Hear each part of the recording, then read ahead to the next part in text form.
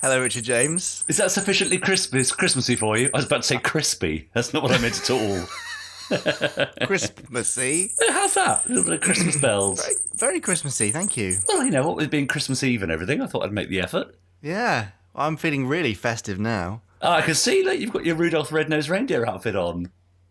The whole thing. Yeah, and the antlers and the harness and everything. Yeah, the harness was a key part. And the flashing red nose. Yes, you look amazing. Well, Shame well done you can't hear it flashing on audio. It is a shame. You look great. Yes. Anyway, look, Richard, here we are. It's pod 28. Yes, it is. Of the Gerry Anderson Podcast. It's the Christmas edition. It's Christmas! Thank you. Noddy Holder. Orin Holder. Oh, now there's a bit of merch we could use. What? An Orin... Holder. Who Pen doesn't want an holder? Orin Holder for that Orin toy? Yes, perhaps we'll consider that later on. So, how are you? Yeah, I'm really well. How are you? Good. In the spirit? Yeah, really full of the joys of Christmas Eve. Yeah, I thought you might be. Should we do our intros? Oh, all right then. Come on. You first. I'm Jamie Anderson. I'm Richard James. And this is the Gerry Anderson Podcast Christmas Eve edition. 5,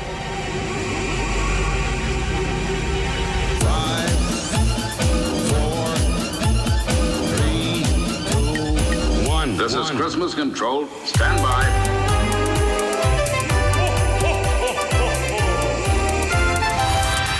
Let's go.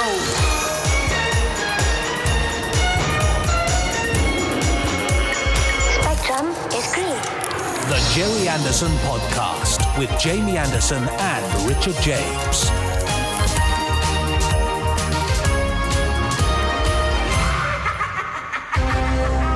That's right, it is pod 28. Here we are, getting all Christmassy. Do help yourself to those mince pies, by the way, Jamie. Thought you might like a couple. Much. Yeah, saved them especially for you. Nom nom nom nom nom. Thanks. So here we are. So we have all the usual stuff, don't we, really? But I suppose with an extra special kind of Christmassy sprinkling of tinsel and bells and, you know, icing sugar, all that kind of Christmassy stuff.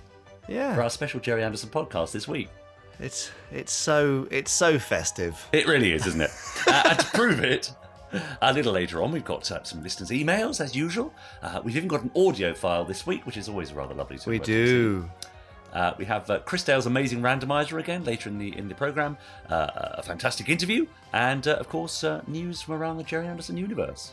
Yeah. Do you know that Chris has slightly messed around with the randomizer this week, don't you? Has he now? He has sprinkled it with bread sauce, and that has caused it to randomly choose a random Christmas random episode. Ah, what red Funny sauce? I was trying to think of something festive that wasn't just like you know, ketchup, sparkly you mean? dust. He spilt ketchup on the randomizer. Is that what you mean? Yeah. Okay, fine. I'll go with that. Yeah, great. Yeah, so that's quite Good. exciting, isn't it? It's very exciting. Well, I look forward to hearing that. In the meantime, of course, you can get in touch with us on podcast@gerryanderson.co.uk. You can also get in touch with us via Twitter, which I know a lot of you do. Just hashtag us Gerry Anderson Podcast. And you can get in touch with me, Richard N. James, or him, I'm Jamie Anderson, just like James Pilson Wood did. He just recently posted a picture of his iTunes as a screen grab as he was listening to the podcast, and he tweeted, another Monday at work, sad face, but that means it's podcast time. Hooray! Yeah, imagine that. Every week, us in your ears. What could be better? Peter There's a Durnan horrible also, image there. I know. Peter Durnan also got in touch saying, listening to the Gerry Anderson podcast, and apparently, unbelievably, there's new Gerry Anderson stuff being produced right now. Yeah, but didn't he compress that into a hashtag? He did. The longest There's hashtag new ever. Gerry Anderson stuff being produced right now. That's right. It's great, Yeah. isn't it? It's true. Excellent. There is lots of new stuff. So, Yeah, that's thanks. right. And Richard, you didn't mention that the interview this week Oh, yeah? is with friend of the show, Yeah. Terry Adlam. Well, Christmas wouldn't be Christmas without Terry Adlam, wouldn't it? With a He joined Terry us, Christmas. yeah. He joined us for Fab Live last year, didn't he? He So, did. so And it only was the right. anniversary of our first Terry Christmas. Yeah, that's right. Tiny that's right. So Terry is back. That's it. So this will be the interview that I conducted with Terry in a local coffee shop here in Cookham, and he tells us all about how he first met Gerry and how he got into working with Terrahawks and Dick Spanner, of course, which is well renowned, and other bits and pieces as well. You're right there, Jamie. Did you hear that noise? Something just broke, did it? Things just fell over, and my power's been unplugged. So let me just replug that. Yeah. It was all going so well. Well, Sorry. was it though? Sorry, listeners. I mean, I suppose relatively it was. Yeah, anyway, the interview with Terry, was that at the Costa by the station? It was. Yes, it is. Yeah, that's right. Yeah. Well, very good. But lots of interesting things happen there, don't they? It's they? a hotbed of Gerry Anderson stuff. Is it? Maybe. Anyway, I met you there a couple of times. Yeah, exactly. Okay. I've done quite a lot of. I did quite a lot of writing there once when I was Yes. waiting for. That's a right. Fab Waiting for me Live. to get back. Oh, from anyway, somewhere. Yeah. can you remind me when we do the news that I've got some sort of Fab Live news that I've not shared with you yet? Oh, right. Be news to me as well then. Yeah, I'm just going to scribble it in right now. And so on that note, shall we do some Gerry Anderson news? Let's hear the news in the Gerry Anderson universe. Hello, podcast punters. It's Big Al here. 5, 4, 3, 2, 1.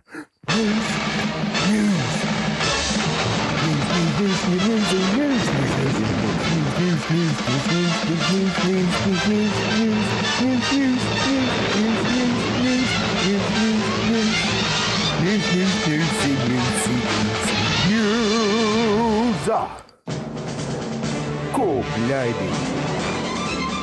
And a very happy Christmas to all of you at home. Aha! Well, what do we What's think of that? What was it? That's Big Al. What just happened? That was Alex Pass who sent us the newsy news theme to the Thunderbirds theme tune.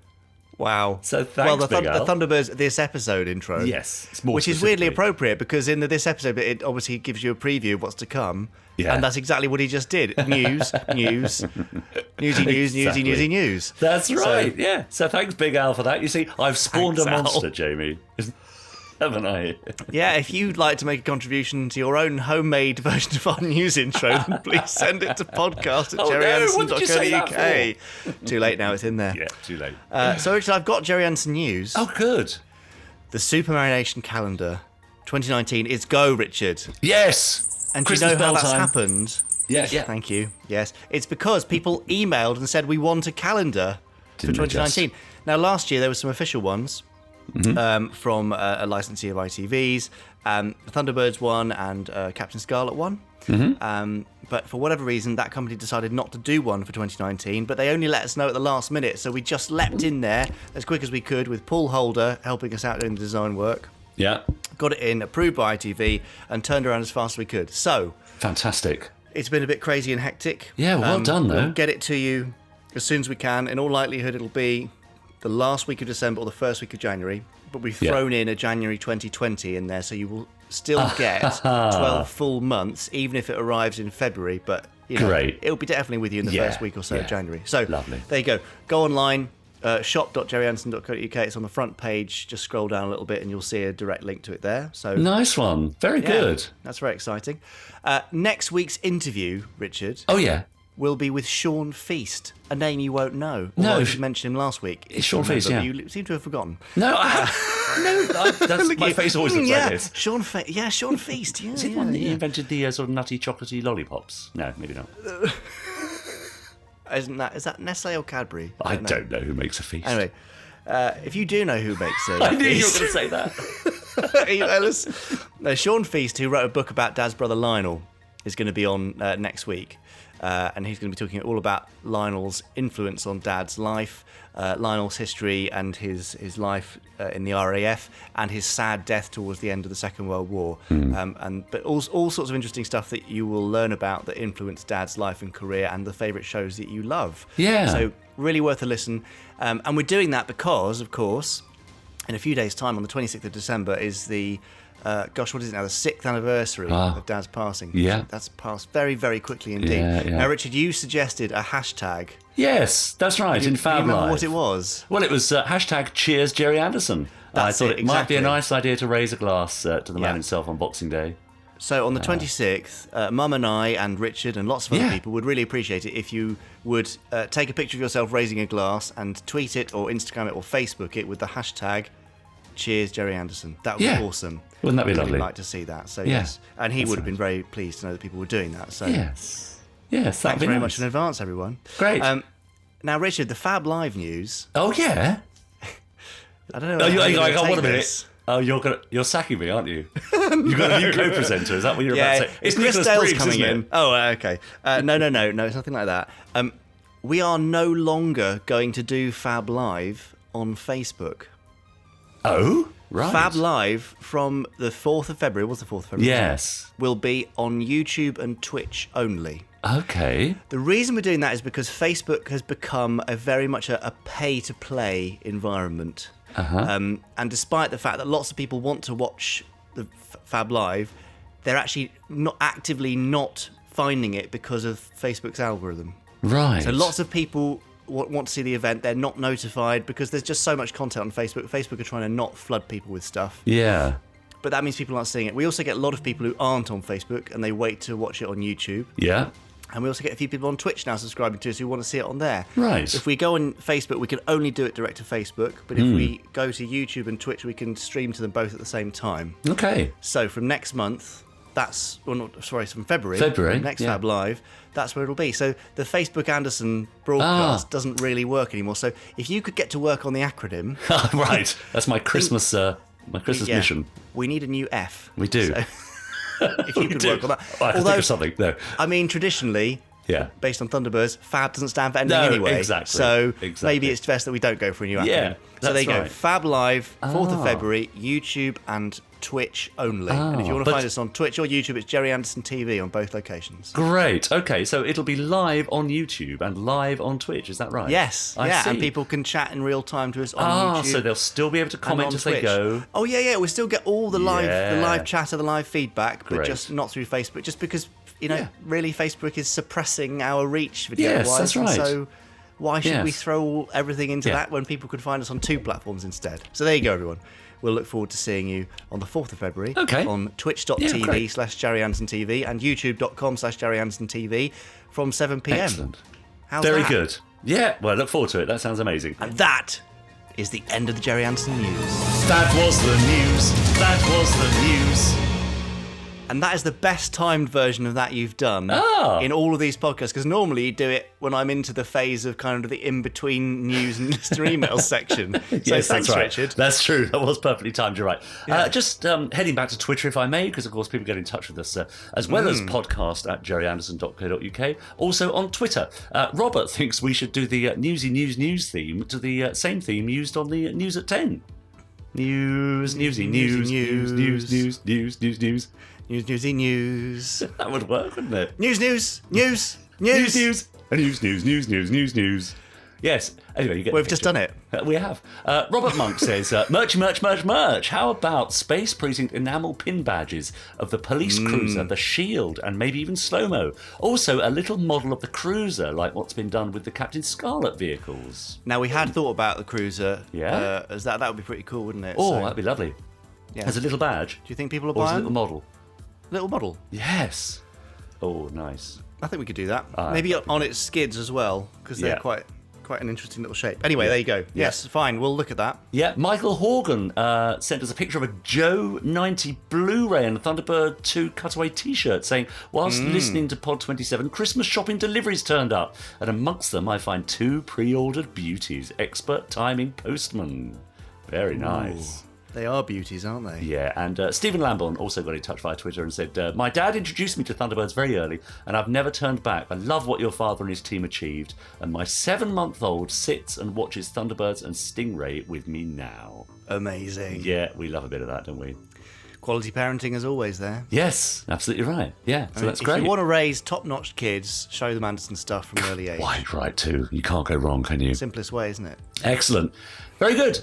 Also, I should just mention, by the way, one thing or a few things you can do that make us very happy, aside from Richard, sharing... no, Richard. no, what are you... no, other things than that, Jamie. Oh, sorry. Carry on. I thought you were going down the sausage pie route again. Other than posting pictures of yourself on Twitter, listening to the podcast wherever you may be, how about nipping over to whichever platform you're listening to us on right now and hitting the share button so that all your friends can listen to us as well, and even subscribe to the podcast so you get notifications every time a new pod drops, and leave us a nice review as well. That would be fantastic if you could do all those things. Also, Jamie, I mentioned last time that we really should start mentioning where people can find Gerry Anderson Facebook and Twitter and all that sort of stuff, so they can keep in touch if they haven't been already. So what are the various platforms they can keep up to date with? Twitter, Instagram, and YouTube, and Pinterest, and Twitch are all Gerry Anderson TV. Right. Gerry Anderson Official on Facebook. Yeah. GerryAnderson.co.uk, the website. There you go. Easy as How's that. that? Everything will be there. Yeah, but it's mostly Gerry Anderson TV, and definitely worth a look on Instagram, because there's some lovely images being posted there every day. Are there? See, I don't do Instagram, so I don't really understand it. You're missing out. Oh, okay. Wow, that told me. Oh, thank you very much. Yes, head over there and have a look, everyone. Yes, and, great. And also, if you go there, having not gone before to one of our social media channels, then do leave a comment and put hashtag Gerry Anderson Podcast in there, so that we know where you found us. Yeah, lovely. In a particular way. That'd be great. Should we do listener emails? It feels like a listener email time. Yeah, let's do that. Okay, so cue the electro, funky, crazy music now. Oh, it's so cool, isn't it? Is there electro, crazy, funky music? Do you not notice it? And that's the bed for the listener emails. No, I don't listen this far. Well, I have to, because I edit it. Jamie, here's a treat. I can hear, and you might pick this up, the rotary Father Christmas car is coming up the road, playing carols. I can't hear it from here, but... Oh, no, I can. Very distant. Yeah. Is it... I can't hear what they're singing now. But No, but they'll be here soon. There'll be a ring on the doorbell soon, and that'll be Father Christmas himself. That'll be a bit weird. Anyway, when that happens, I'll dip the music bed so we can hear your live music bed. Anyway, shall we get started? Yes. So, absolutely, we love to get your emails, and we particularly love your audio messages. And we've had one this week from James Pilson Wood. Gentlemen, how are you guys doing?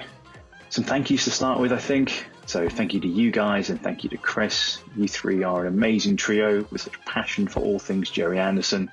Well, maybe not Torchy or Joe 90, but the rest. I'm so grateful to you guys for producing not just the podcast, Fab Live, Firestorm, the Randomizer, but all the merch that you guys do as well. My wallet, however, does not thank you for that. It's a great time to be a Gerry Anderson fan with, quote, new Gerry Anderson stuff being made right now, which I think Richard probably said better. The worlds of Gerry Anderson have been good to me throughout my life, and they've really got me through some really tough bits. I had divorce when I was a kid, depression when I was an adult, and I don't know what it is about these shows, but for some reason they fill me full of hope and joy for something better in the future, and to never give up at any cost. Good old Jeff Tracy. It's a light that I carry, and I will always, I think, carry with me, and hopefully for any future children I may have one day, passing this down to them.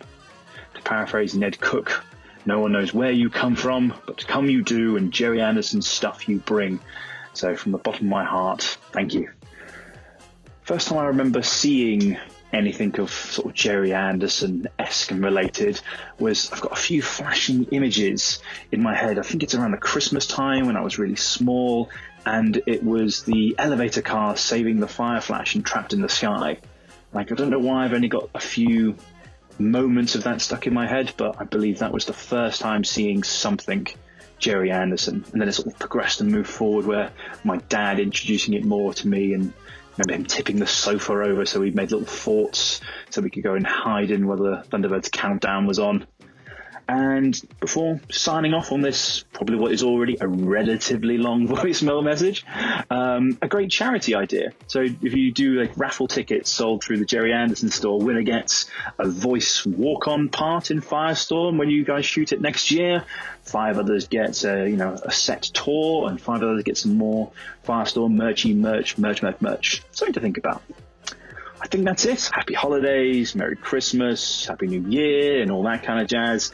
And I will catch up with you guys soon on the next podcast and Fab Live. Take care, guys. Bye. Thanks very much, James. Yes, thank you for that. That's very nice, James. Yeah. And a lovely idea about the Yes. Firestorm charity raffle ticket thing. Yeah. Which is brilliant. Possible, do you think? There's all sorts of reasons why it might not happen, because there's always contractual things that get in the way of these kind of projects. Yeah, But that's right. we'll definitely keep it in mind, and any way to raise money for our charities is Yeah, always absolutely. good. Very nice. So, Yeah. Thanks, James. I've got an email from Lewis. Oh, yes. Lewis says, "Hello both. Hello, Lewis. I finally caught up on all the podcasts I've been getting behind for a few weeks."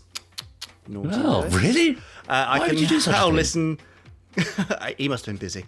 I can now listen to your many facts, humour, and all-round entertaining episodes from the warmth Well. of my van. I'm glad to hear it. I hope you're I can see going you somewhere, now. not just going and sitting in the van to listen to us. A bit weird.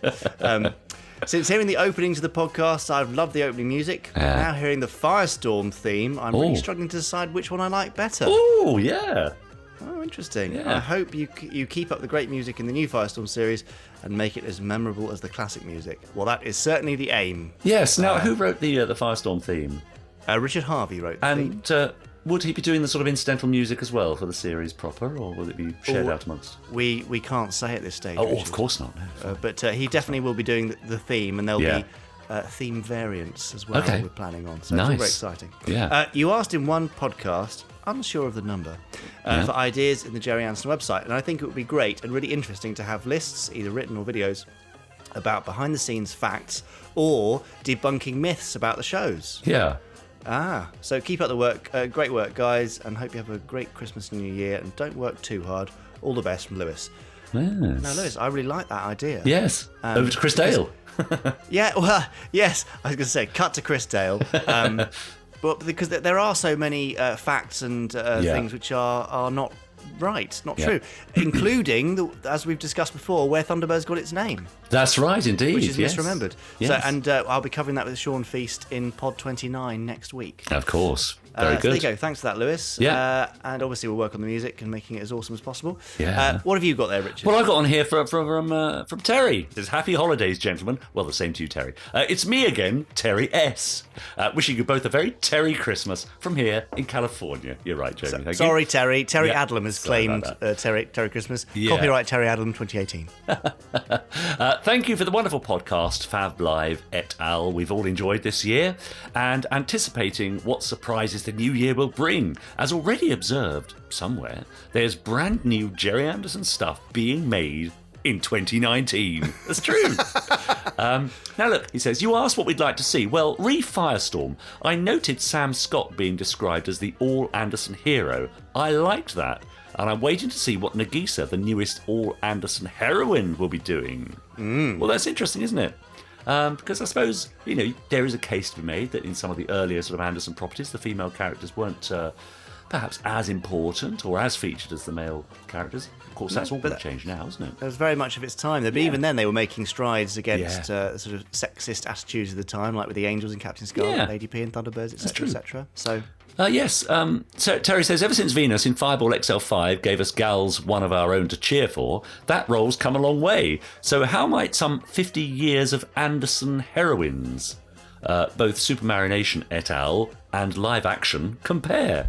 A project for Chris Dale, perhaps? He does Another one for wonderful Chris. lists of top 5, top 10 and so on. I have my own thoughts on the matter, but it'd be very interesting to see what he thinks. Well, that's a good one, isn't it? I like the sound of that. and it's always good to give Chris more work. Of course it is. So yeah, exactly. keep him out of trouble. Yeah, exactly. Speaking of Chris Dale, I loved this month's Fab Live. The three of you struggling gamely through Fab or Fib was just hysterically funny. I was laughing out loud the whole time. But I'm still baffled by the turkey hat. Maybe we don't have those over here. You don't have turkeys in California. Fair enough. By the way, if you do want to catch up on that Fab Live episode, you can go to gerryanderson.co.uk/Fab Live. And it's Fab Live 20, right? Was it? I can't remember. It's got a I don't Christmas know if that thumbnail. is. Anyway, carry on. Yeah. Lastly, sitting here on my computer hutch, enjoying pride of place amongst the other various bric-a-brac, is a ceramic mug in stingray blue with the words "Raised on Supermarination, proud practitioner since 1962, and happily still at it. See you all in 2019. Be well. Best as ever, Terry S." Thank you, Terry S. And Thanks, Terry. also a smiley face at the end. And a smiley face. Thank you. And a Merry Christmas to you, Terry. Thank you. Oh, hang on. If you're going to do that thing, would you wish it to the other two contributors so far? Pardon? Give them a little Christmas shake. Oh, and say, no, Merry I Christmas, know. I Lois, did Merry just dole them Christmas. out willy-nilly, Jamie. Oh, this isn't a willy-nilly type of It certainly is Christmas not. wish. I eschew willy-nilly Right. in favour of the more discerning. And I found... Ouch. Yeah. That Bit that harsh email on just hit the Lewis and spot for me. Jonathan. I mean James, don't I? Yes.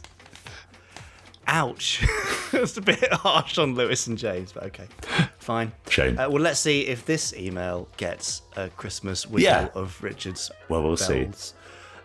Hi, Jamie and Richard. That's a bad start if you want the Christmas shake. I just wanted to write and let you know how much I'm enjoying the Space Precinct DVD box set. It's picking up I watched- already. Yeah. I watched a few episodes when it was first shown on BBC Two back in the 90s, but having young children at the time meant I didn't watch regularly. Well, that's fair enough, I suppose. Yeah. Some parenting to do. Oh, yes. So it's really good to have the full series, which I can watch at my leisure. I think it's a really nice show. The storylines are good. The animatronics are excellent. It would be good to get Richard's thoughts on what it was like acting with all those prosthetics. Yeah. Maybe I should buy his book. Maybe you should. Don't encourage him. And Steve Begg's model work still looks good. I've also just received my signed limited edition soundtrack of Crispin Morell's music, which is a great addition to my Anderson collection. I'm particularly enjoying reading Chris Dale's extensive track notes. Yes. I inserted the word extensive there because there's 64 pages of I them. know. Yep. So, my Yes. idea for new merchandise. Oh, yeah. How about a nice, large format coffee table book on the art of Gerry Anderson? It could include a selection of the best of the TV21 comic strips by Mike Noble and Frank Bellamy, TV21 covers, vehicle designs and cutaways, concepts of vehicles which didn't make it onto screen, if those exist, costume and set design artwork, in fact, all the stuff that we fans love. Yeah. On the Space Precinct DVD, there's also a great archive of production photos, which would be really good to have in printed format. Keep up the great work, and I'm looking forward to seeing Firestorm going into production in 2019. Best wishes from Chris Turner. Yeah, great. Yeah, absolutely right. I'd agree with that. A nice coffee table book sounds lovely, doesn't it? It would be fantastic if we could manage that. Just in case you have one leg shorter than the other three, you can always just, wedge it under there to keep the thing level. Exactly. Perfect.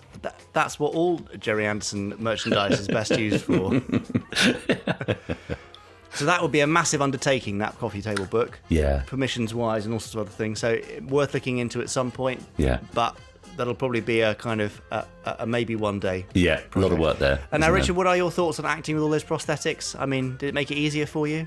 Did it make it easier? Ooh, crikey. You Interesting. didn't have to move your face. Well, that's right. But no, the strange thing is, as an actor, well, you probably see the work you do at Big Finish, Jamie, when actors are in a sound booth, even though they can't see their, faces on the sort of audio, they're still pulling this stuff. Well, yeah, exactly. I don't think you can actually act without No. pulling the relevant face, can No. you? It's not like that's an extra layer on top. Absolutely not. So, of course, I was... But then was it kind of restrictive? Of course it was. We could barely see anything. We could barely hear anything because of the servo motors in the eyes, of course, the animatronics, as I like to call them.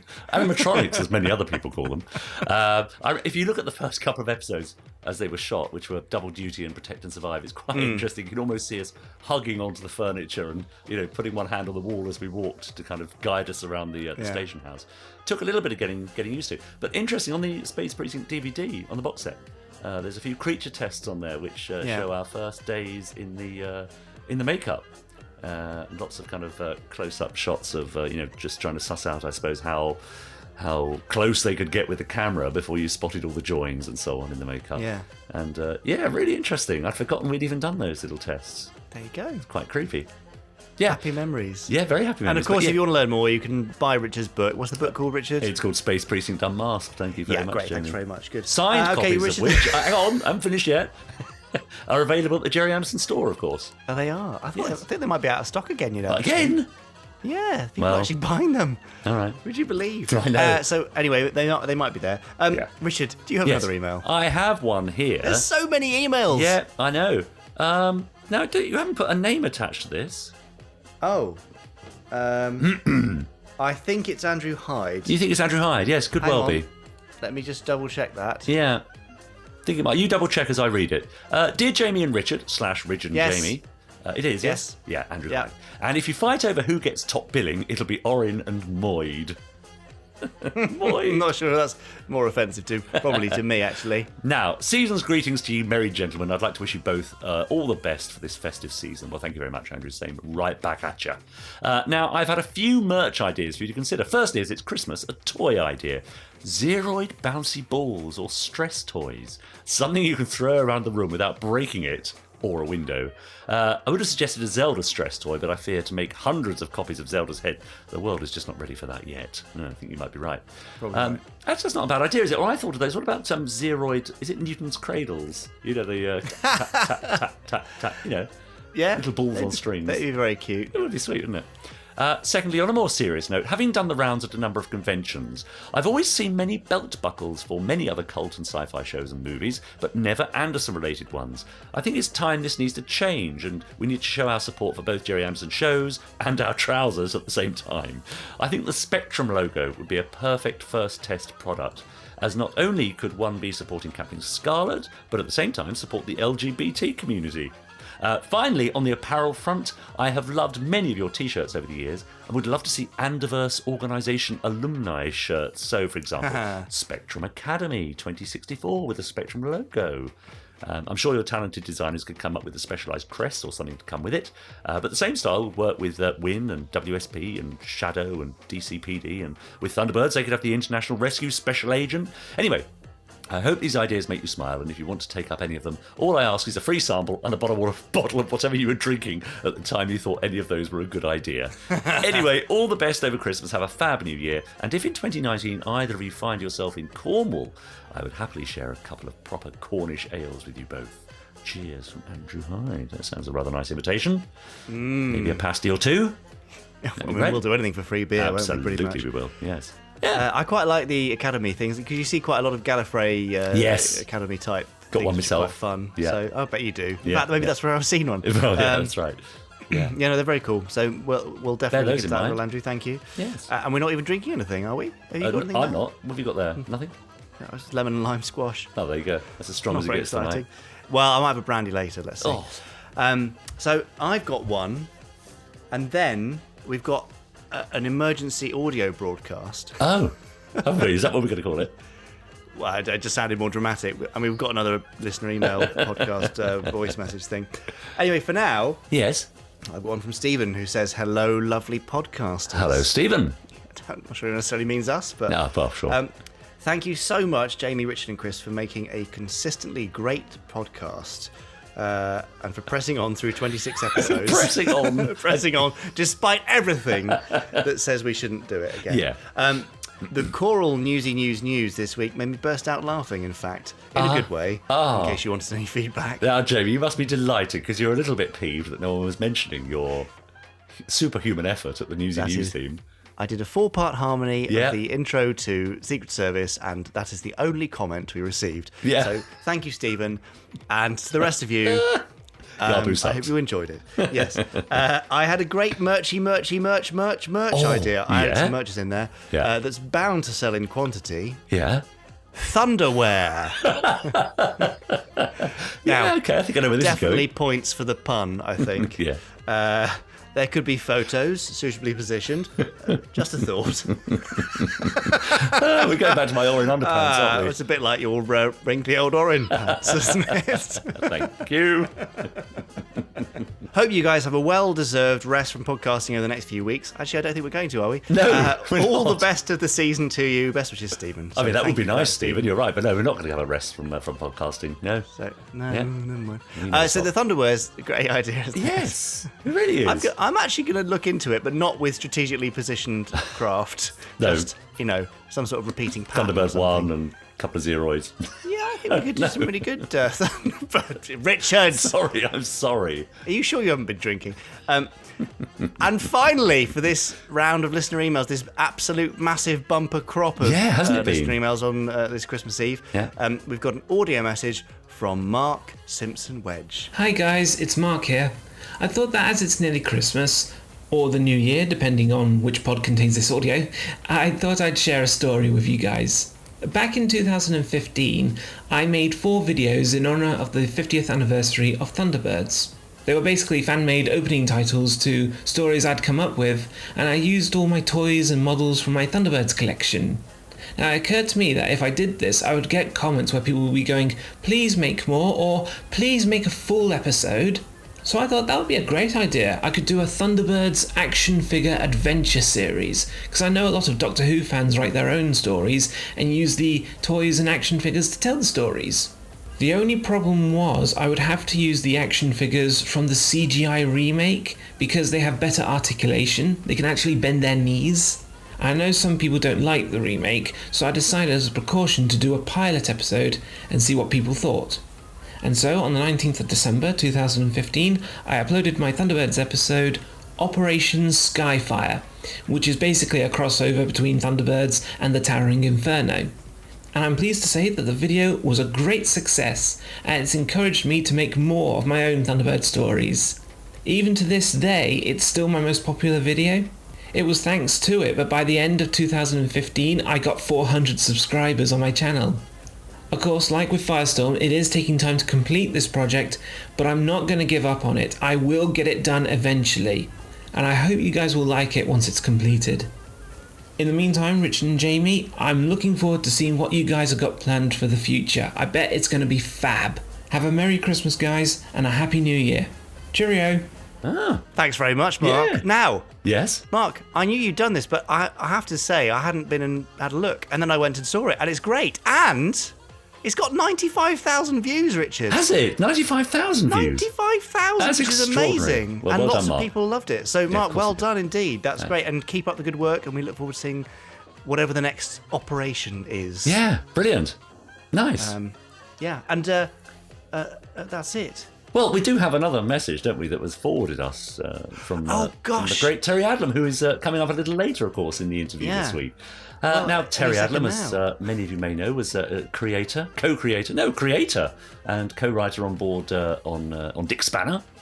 And, well, he sent me a little something this week for the podcast. And let's just say that we got perhaps, if not Dick Spanner himself, then perhaps someone we could describe as maybe a near relative to voice it up for us. So this is just in from Dick Spanner PI. Hello, Pepper. Hiya, Basil. Bonjour, time. Howdy, Hoibs. That's enough season's greetings. Hiya, Schmucks. That knucklehead Adlam has told me that you two bozos and some guy called Crisp Doll have been doing something called a poo cast. Sounds like another dumb move to me. I've heard better chatter from a cold pair of false teeth. It'll never replace entertainment, but it could cure insomnia. I just hope you two haven't given up the day jobs. On the other hand, Crisp Doll is a guy of impeccable taste, a fine piece of toiki between two dodgy Brussels sprouts. His review of my voice case was like listening to juggling on the radio, but certainly brought back the memories of the days when a Big Mac was something you wore. Email was what was delivered by a Yorkshire postman, and the mobile hotspot was a traveling strip joint. Talking of which, tell Crisp that May East has a bit of a soft spot for him, but I think it may just be cellulite. Anyway, you clowns have been asking about ideas for merchandising. How about a Dick Spanner t-shirt? You could get that lowlife Adlam to draw something up. Oh, he's not allowed sharp objects, is he? And I've seen some of his work. He'd have a job drawing money from a bank. I could do it myself, as after a few fingers of red-eye, I have been known to be a bit of a Picasso artist. At least, I think that's what the barman at the Crowbar called me. Okay, like when playing the moist cold version of Scrabble, I got a dash. And I would say keep up the good work, but jumping Jehoshaphat, I ain't heard any yet. Yours animatedly, Dick Spanner, P.I. What was that? Was that Shane Rimmer doing that? I mean, it sounded very much like genuine Dick Spanner. Very much like sort of a young Shane Rimmer, didn't it? Yes. Yeah. A young and more handsome Shane Rimmer. Do you know, when they originally were coming up with the name for the series, one of the production team suggested they should call it Dick Thrust. But it was considered too rude. Come on. Really? Seriously, yeah. Oh, that's hilarious. Anyway, well, thank you, Dick, for writing in. Yeah, and thank you, his handler, Terry Adlam, as well, for transcribing Dick's thoughts there for us to... and also thank you to that wonderful, very handsome young voice artist who read it out. Whoever that may be. Yeah, whoever that might be. Yeah. So, if you want to join the auspicious ranks, which include Dick, Mark, James, Lewis, Terry, Stephen, Hayden, and others who have written in or sent in their voice clips, then you can send in your thoughts to podcast@gerryanderson.co.uk. Yes. Please do that, because we want to hear your thoughts and read your things and answer your questions and stuff, don't we? Absolutely, we do. Also on Twitter this week, you may have noticed, I asked a little question if anyone out there was hoping for any Gerry Anderson merchandise for Christmas. And a few people got in touch, Richard N. James and I'm Jamie Anderson, to say, well, Jeff Owen said, yes, please, I need to revisit Space Precinct. I have to say there's a lot of interest in the new DVD release, which is really lovely. Lots of stuff on Twitter about it. Duncan Wilson said he loved Space Precinct, not seen it since it was on, hoping to get it as a Christmas or birthday present. If not, I'm buying it myself. Jim Cannon got in touch to say, well, I've dropped enough hints for the DVD. Well, here's another one, Jim, Christmas Eve. So whoever you need to listen to this podcast, sit them down and get them to listen now. Michael Horgan said, anything at all Gerry Anderson would be great. For my birthday on the 27th, well, happy birthday to you for the 27th, Michael. Happy I'm birthday. planning a marathon of a Gerry Anderson series, thinking Space Precinct, as I haven't seen it. Becca says, yes, please, hoping for the new calendar. Very good. Yes, a very good, lovely calendar. And finally, Kelly Haycock got in touch to say, everyone knows how much I love Thunderbirds, so I'll be one happy bunny to receive anything related to increase my collection. So there we are, lots of people hoping for Gerry Anderson stuff for Christmas. And so many, like you said, hoping for Space Precinct stuff, which is brilliant. It's lovely, isn't it? So, there you go. Yeah, thank you, everybody, get in touch. Good luck. Let us know if you get everything you needed. And do post some pictures, especially on Boxing Day, of course. Hashtag them. Cheers, Gerry Anderson. Raise a glass to Gerry himself and pop a selfie on Twitter so we can see it. That'd be lovely. We would love to. In fact, if you don't want to do a selfie, you don't have to do one. Post a Gerry Anderson related GIF or picture or something and just use the hashtag there. But the more the merrier. Yes, that would be lovely. Literally, if you keep posting multiple photos of yourself. Quite drinking. right, yes. Now drink responsibly, please, folks. Anyway, Richard, is it time for an interview? Yeah. So tell me a bit more about this interview you did with Terry Adlam and who he is and why you did it. Well, I first bumped into Terry, I think, at the first Andercon in Heathrow in 2013, I think. Was it been? Or something like that? I don't know. 2014. Was it? Okay. Got to know him and then discovered that we don't live too far away from each other at all. We also share a sort of an interest in playwriting and so on, so we have lots in common. And I thought it was about time I sat down with Terry over a cup of coffee and he talked me through his association with all things Gerry Anderson, how he became involved, what his background was and what he thought of future stuff. So here I am, sitting down in the local Costa with Terry Adlam. Right, well, here we are. Here we are in Cookham. We've gathered in Costa, and I'm joined by name, rank, and number, please. My name's Terry Adlam, and I used to work for Gerry many, many moons ago. Yeah, no, you say that, but I'm assuming there was something of a journey that took you to working with Gerry. I mean, where do we start? Let's go right back, Terry, to your childhood years. Right, we want that sort of... Yeah, exactly. And give us a little flavour of what little Terry was like. Flavour? Well, that'd be quite sour, I should imagine. No, little Terry, yeah. Well, I was born in Paddington in London, and I moved to sunny Slough when I was about 4, and I grew up on a place called the Brittle Estate. Which hasn't got the best reputation in the world. It was the sort of place where people bought their steps in at night, and if he was wearing a suit, you were going to court or something. But it was those old jokes. But no, I grew up on the Brittle. I lived there till I was 28, right, or even 26, and I moved. So it didn't do me any harm. And what sort of stuff were you sort of interested? Were you interested in TV or film or comics or what was it? TV. Yeah, I was always on watching TV, and I did actually get that thing from my mum and dad. You'll never make a career watching television all day and having sat in front of computers. It sort of works out. But no, I was interested in TV and football. Right. I was always interested in football, and that was one of my main dreams is to play football. Right. Unfortunately, I was let down by my feet. I never really made it as a footballer. I played for the school team once. I remember I was a substitute, and the team weren't doing very well. And the manager looked at me and smiled and got me to stand up, and he sent the bench on. That's how good I was. But anyhow, so I went to school like everybody else did, and I was also very interested in acting. But it was something I just did myself. I remember for years when I was at junior and infant school, I used to put little shows on. We used to have what's called, in those days, we had a tuck shop.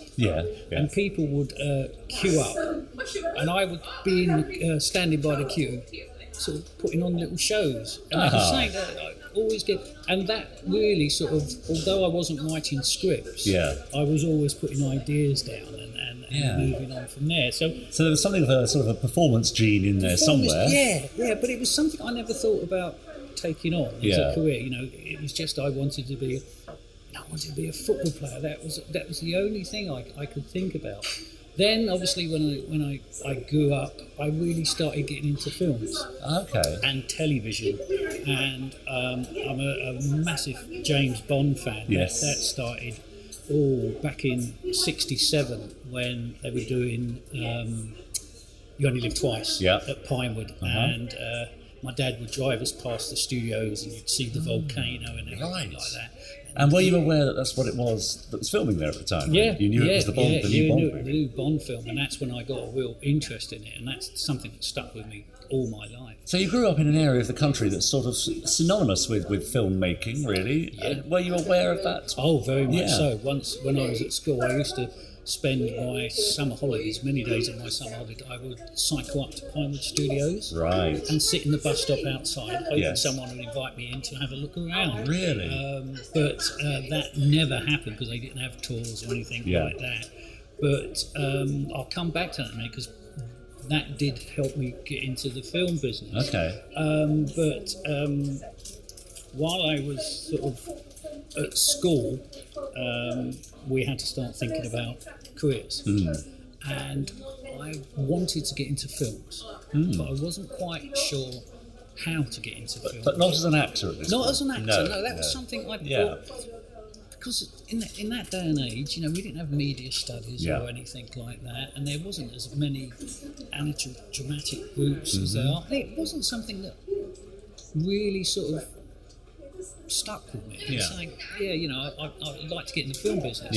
Like everyone, I wanted to go in at the top. I wanted to direct, but I couldn't do that. But I remember I went to a careers teacher, and he said, what do you want to do? And I said, well, I'd like to get in the film industry.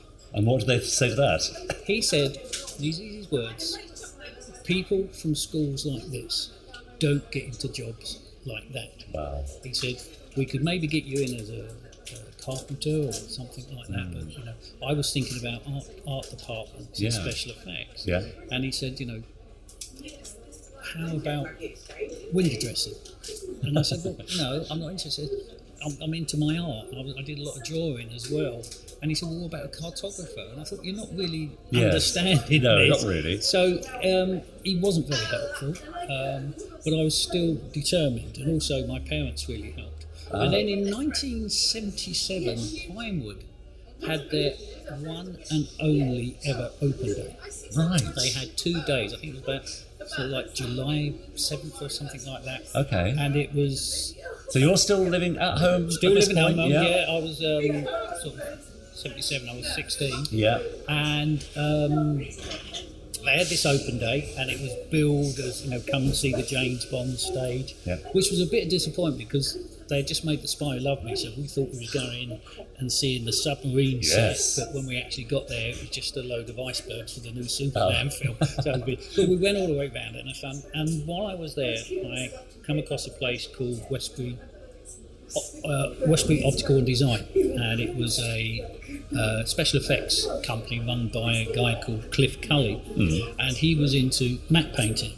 Yeah. Now, I'm not sure if everyone knows. Yeah, just explain what that might be. Matte painting, this was the days before CGI. So, for example, if you was looking at a countryside and you wanted a castle in there, the artist would paint that castle on a bit of glass. Yeah. And that would be superimposed over the film. It would be physically held in front of the camera. Sometimes it was, or Right. sometimes it would be shot with the film going. There are some people sometimes where the glass was actually painted and then lined up with the shot.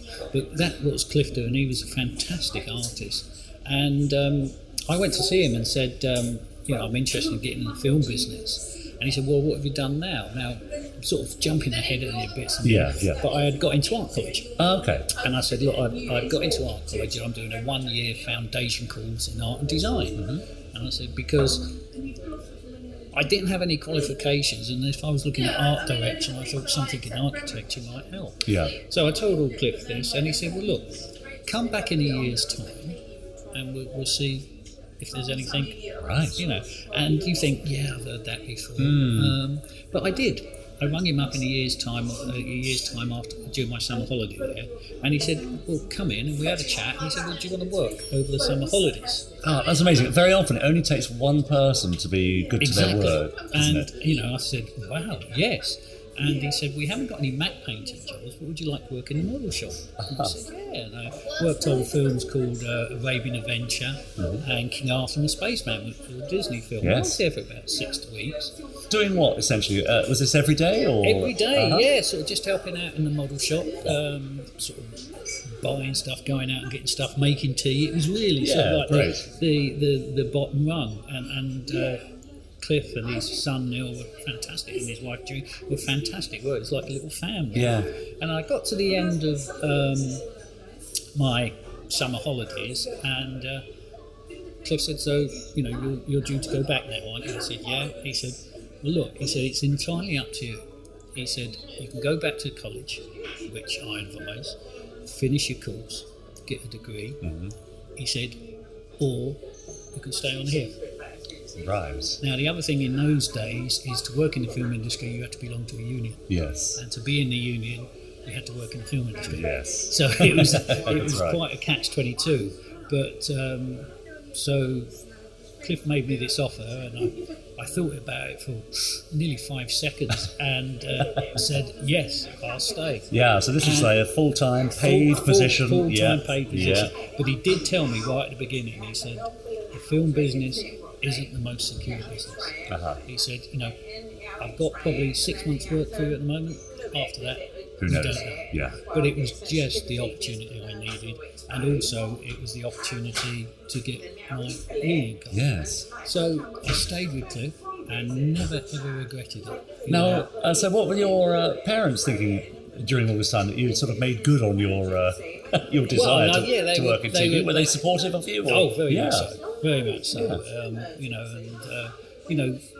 They knew of the pitfalls, but they wanted me to do what I wanted to do. And you were certainly going in with your eyes wide open. Yeah, definitely. I was a single man. I was living at home. Yeah, sure. It was ideal. So I was with Cliff for quite a while. How long was that position for then? Oh, I think I was there for about a year. Okay. And then, unfortunately, work run out, so it was time to start looking for other stuff. And I was out of work for quite a while. It wasn't too bad because, as I say, being a single man and the wages were pretty good in those days. I was living a life of luxury for a while. I think I had a colour television and a video recorder before my mum and dad. Get you. Exactly. Yeah. But then I started looking around, and it's you know about this entertainment game.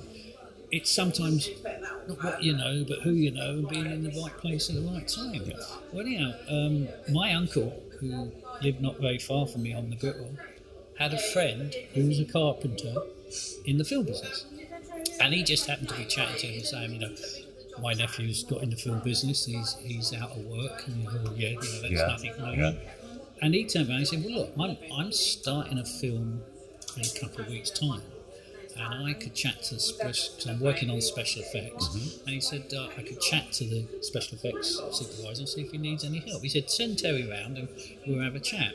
So I went round and see this guy who was called Roy Coombs, and sat down in his front room, and he asked me what I was doing, what I was interested in, and I told him. And he said, right, he said, well, look, I might be able to have an opportunity to get you some work on a film I'm about to do. He said, it's over at Elstree, Right. he said, which is quite a drive. He said, but that's the way of the business. And I said, right. And he said, you know, you'd be going in as a trainee, you know, basically, you know, the T-boy. And I said, yeah. And I said, what film is it? And he said, oh, I don't know. He said, I just go on these films, film to film. Yeah. He said, but it's, he said, it's directed by that, he said, the American guy. He said, the guy who did Jaws. And my jaws suddenly dropped. And I said, do you mean Steven Spielberg?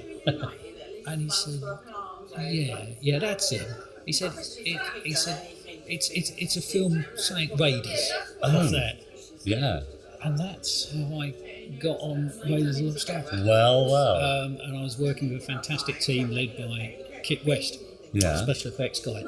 But the amazing thing about that, we worked on that, but none of us knew, you know, what the sort of film it was going to be. I see. There was people, so you wouldn't have seen a script? Nothing like that? And also the people, you know, we knew it was Spielberg, they'd been in the papers, but we were sort of doing the film, we were sort of thinking, this is a B movie. Right, yes. What is this about? Yeah. You know, and it did actually feel like this might be one of Spielberg's films. Yeah. Because it's sort of this B movie. Yeah. But as I say, you know what happened to Absolutely. Raiders when it was come out. The rest is history. And it was absolutely fabulous. And I had a fabulous time on that. Absolutely. So, you know, just as a trainee, we travelled, you know, I was away in Tunisia, you know, I was all the key sets I was involved in. Right, okay. And my famous story I tell everyone, I had a drink with Harrison Ford one night in a bar. Yeah, and, great. it was just full of sort of great experience. And were you sort of working to designs and specs and pictures and drawings, or did you not see any of that at all? I didn't really see any of that, you know. I was really sort of like, it was, Terry, can you give this guy a hand, you know, and could you fet and get that? And then when I was on the set, it was a lot of running about. Yeah. But it was a fantastic experience because also, for me, I met with a guy who worked on it by the name of Bill Warrington. Yeah. Now, Bill was one of the first English special effects guys to win an Oscar on Guns of Navarone. Oh yeah, great film. And he took me under his wing and showed me a lot about explosions. Yes. And I always remember at the end of the film we had a load of explosives left over, and he took me out to the desert and he gave me this sort of lesson on explosives and things like that. So it was just... You must have had to pinch yourself a few times. It was just fabulous. Yeah. You know? And then that was fantastic. And then once again, I was out of work. But did you, at any point in that process, start to get a sense that actually this might be something of a hit, or was it always not quite sure until it hit the box office? Really, well, it was like, because there wasn't anything like that around at the time, you know. And we was all thinking about, these are like these Saturday morning movies. That's right. You know, the good adventure. But is it really what the public wants? Yeah. And you know, I got two big regrets on that. One was we was filming the scene in Marion's bar, and there's a shot where Harrison's fedora gets shot and there's a bullet, so that was all set up by the guys. And at the end of the day, someone had this and they said, Terry, do you want this? And I said, well, it's got a hole in it. Oh. And he said, and so, you know, they threw it away because memorabilia again in those days isn't what it was like. That's right. And the second one, we was out in Tunisia, and one of the assistant directors come up and we were sitting there, and he said, we're looking for extras. He said, we want a couple of people to play German soldiers. He said, is anyone interested? And I was sitting there and I thought, yeah, that's good. But he turned around and said, well, you know, you have to get your hair all cut short and you have to shave your beard off and stuff like that. Now, being a stupid teenager, I thought, I'm not doing that. I'm not doing that. I'm not doing that. But the guy sitting next to me said, yeah, I'll do it. Now, if you watch the film, there's a scene where the Ark is being taken through the desert. Yes. And Indy appears on the rock with a big bazooka aimed at it. And you see him aiming the bazooka, and then it cuts to the next scene, and there's the actor there, and standing next to him is the guy who was sitting next to me when I said no. Yes. So Wow. that's those two big regrets. So I tend not to say no anymore. But, Absolutely. so that was there, and then we had another time out of work, and then the next film that came up, I couldn't believe my luck. I was working for George Lucas on Return of the Jedi. Well, and, with the same crew, but it's strange because I've only. I didn't stay in the film business long just because of time out of work, and also because I worked for Gerry for a long time. Yeah. But I was just lucky enough to work on probably the two most iconic films of the 80s. So it's not a bad CV in itself, it's is not it really? bad. It's Absolutely. not bad. So that was good. No, many people could stop there and be very happy. Yeah. And then great. so after Return of the Jedi, I was out of work again. I was working on the Slough Trading Estate. Yeah. I was making novelty food goods. That doesn't surprise me at all. Like plastic chickens and key rings and stuff like that. And I was in Dispatched and packing and things like that. And at this point, were you thinking, okay, well, maybe my sort of career in the film industry and TV, that's all gone now? Or were you it was still keeping your eye open for opportunities? It was almost... Because I had no other responsibilities. That was part of the job. And it was basically, I'd do something until I run out of money or, I need to do. And you was always looking around. And then, I think it was in a pub, I heard someone say, Gerry Anderson is starting up a new series at Bray Studios. And I don't even think I was with that person. It was something I just overheard. I thought, strange, Bray Studios, that's just round the corner for me. So I thought, well, who dares wins? Took on a bit of a Del Boy sort of thing. Good. And one afternoon, I went up to Bray Studios, I went up to the main door and said, on the security there, which wasn't the most tightest of security in those days, and I said, I've got an appointment with Gerry Anderson. And they said, all right, do you know where to go? And I said, yeah, I didn't. So I parked the car and I walked into the studios, and they were in the main room and they were getting ready for I didn't even know what the programme was called. Yeah, but it was in production. It was pre-production. Sure. So I went into the office and I, very naive, I said, could I see Gerry Anderson? And I think it was Bob Bell, the art director, said, Gerry's not in today. I said, can I help you? And I said, well, I'm Terry, I do special effects, and I hear you're looking for crew for this new programme, which turned out to be Terrahawks. And he said, we're crewed up on special effects. He said, so sorry, we haven't got anything. And I thought, well, at least I tried. Yes. And I actually turned away, and I was walking down the stairs when Bob called after me. He said, Terry, would you say you're fit? And I said, well, yeah, I did. He said, could you say you could lift sets and things like that? I said, yeah. He said, because we're looking for an art department assistant. A set builder, a set dresser. So, having done all the special effects when I originally wanted to do art department, here I was with the opportunity to go into art department. How interesting. And he said, would you be interested? Yes.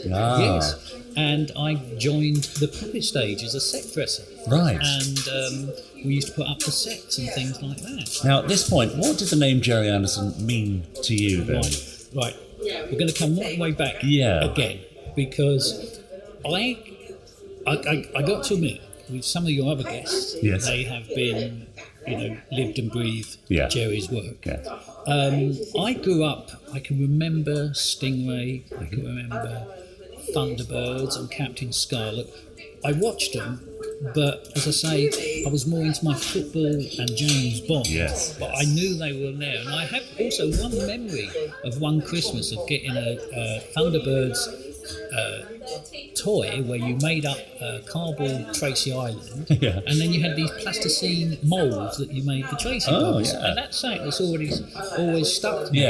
But the thing about Gerry is that I lived a stone's throw from Stirling Road, so I knew that the Thunderbirds and stuff was being made there.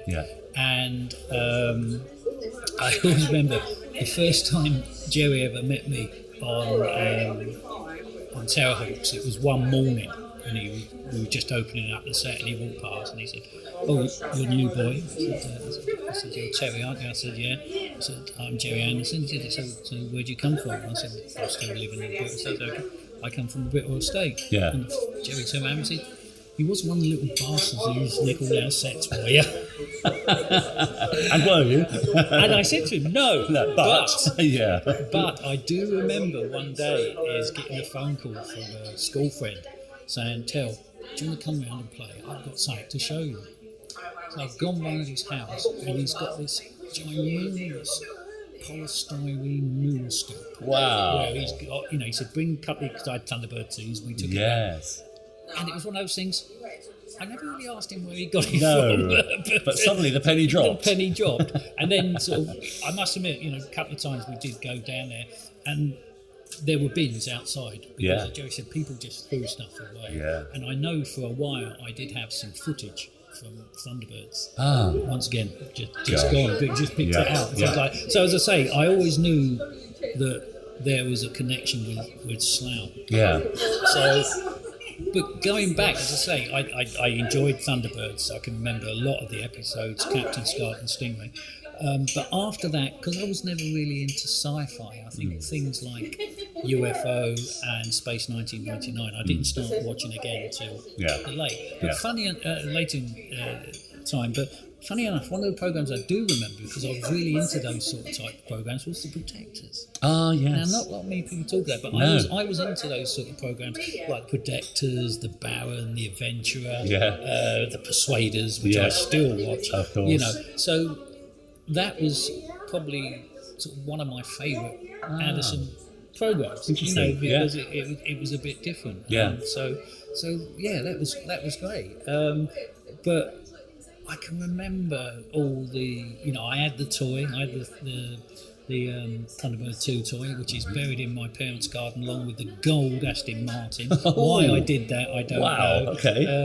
And I also had a cousin who was really into his models and toys, so we would go up and visit him, and he would have all the stuff. So I can remember Thunderbirds being there, but I wasn't as into it as some of your guests have been. Yeah, but certainly you find yourself on a studio floor with Gerry Anderson. You get a sense that you're part of some sort of history. When I found out, it was Terrahawks and it was Gerry, it was like, wow. A lot of people say that Thunderbirds was their childhood. Yes. And to a certain extent, it was on the periphery of mine. Yes. But to actually find myself now working with Gerry, and it was also to find out, even in days of Terrahawks, it wasn't as big a following as it is now.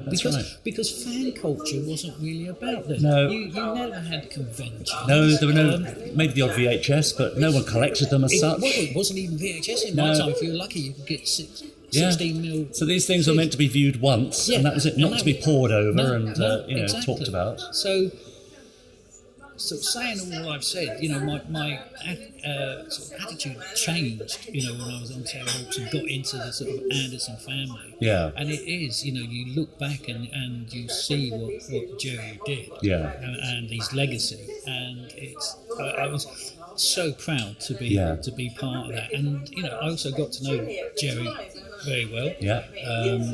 And he sort of really pushed me into writing. And so what sort of a man was Gerry to work with then? I mean, people often ask me what it was like to work with Gerry, and I say, well, I don't feel I worked with him. I feel I worked for him. During Space Precinct, I think he was... right. Yeah, well, I don't like to talk about it often, Terry. He was rather more intent on keeping the production afloat than being sort of particularly hands-on, so we didn't see an awful lot of him, to be honest. But how was he during Terrahawks? Well, once again, didn't see a lot of him. Yeah. I think he had a monitor up in his room. And I'll be honest that during Terrahawks, it was only the occasional nod. Yeah. It was during the time between series and things like that when he was keeping people on. I see. And that I really got to know him.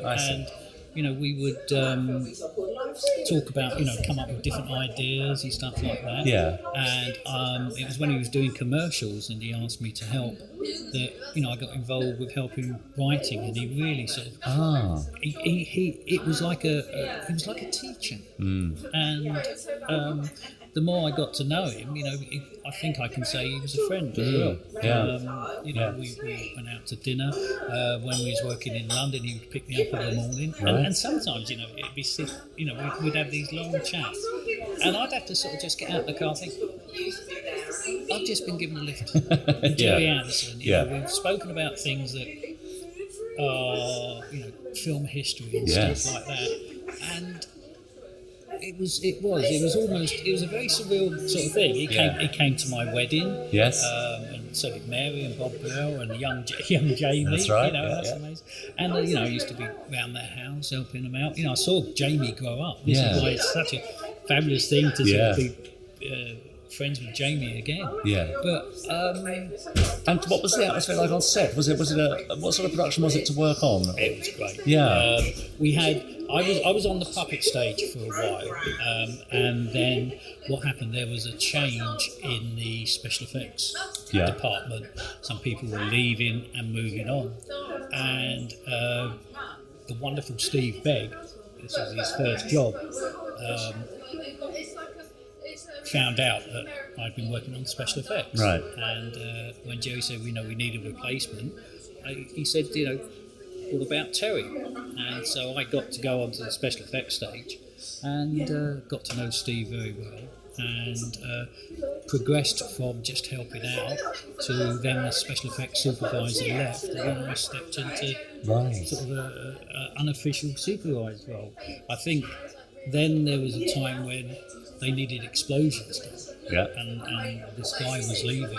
And Gerry said to me, like he says to so many people, he said, you could do that, couldn't you? And I said, well, probably, and he said, you're not going to blow anyone up or anything like that. And he said, and we said, okay. It was found out by the special effects people what I was doing, and they weren't too happy with it, and I was called in to a meeting. It felt like a court martial to start off with, because I did have a trainee license that I had got while I was on Raiders. But Gerry sort of was there, and Steve Begg sort of defended me, and they said, right, look, we'll allow you to do limited explosions on this, and gives you promise you don't go up blowing up cars, and that's all stable stuff. Yes. And everything is above board, there's all, it's all secure and stuff like that. And I said, yes, and I think for a time I was the youngest pyrotechnics supervisor. So how old were you at this point? I was in my mid-20s. Okay, you're doing well. Yeah. And it was just, I always say about Terrahawks, Steve does, and say it was the end, almost the end of an era. Yes. It was before CGI. Health and safety was becoming more important in every occupation. Yeah. So, these were the days before forms and things and inspection. So you just had to go. You just did it. You did. Yeah. I was very lucky, and I think that was something that Gerry did promote in all fields. One of the directors, Tony Bell, was a sound man. Yeah. He went on to direct. There was people there that were given opportunities that you wouldn't get outside in the business. So, and I think a lot of people have said it now and beyond. Gerry was always keen to give people a chance. If you showed dedication and enthusiasm, he would point you away. And it's the same. I got my brother-in-law a job there, Mark Woolard. Oh yes. And he worked with Gerry quite a lot, and he ended up directing Captain Scott. Yeah, he's still sort of involved. With Jamie. So that's right. It was a great. It was almost like a training school. Yeah. It was, and I always thank Gerry for that. Take a sip of your coffee, Terry, because I'm a bit aware that I bought you that about 20 minutes ago, and it's probably going cold. So you find yourself, you did, what was it, a couple of years on Terrahawks and commercials, you say, in the meantime as well, projects that Gerry was working on. And once again, it was another change of role, because when we was coming towards the end of Terrahawks, there was rumour going around that Gerry was going to do commercials, and he was looking for storyboard artists. And once again, but so much thanks Steve Bigford as well, because he said to Gerry, look, Terry does a bit of drawing, and Gerry said, well, get him come up with some of his work and we'll see what he can do. Okay. So I remember this day, I went up to Gerry and I had hastily put together a portfolio of sketches and cartoons and stuff like that. Because I was always drawing. You know, it's like watching telly, playing football, watching films. Doodling or more sort of formal? More or sort both? of, lots of pencil drawings. I used to draw a lot of celebrities. You know, and just pencil drawings them. So I was always doing that.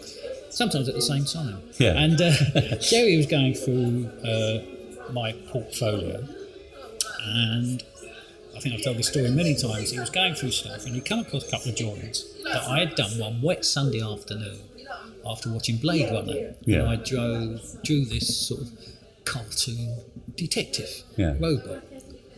And Gerry said, "What's this?" And I said, "Oh, it's a character I've done, Dick Spanner." And he said, "Tell me about it." Now, I had no backstory. They were just they were just a couple of drawings.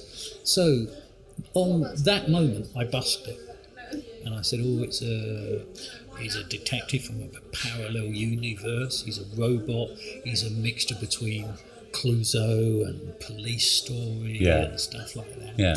And I sort of just busted it. And then he turned around and he swore at me again, and he said, "Why haven't you shown me this before?" And I said, "Well, you've never asked." Oh, sure. And I said, "Why?" He said, "I could make a series out of this." Wow. So I thought, yeah. Really? Yeah, really.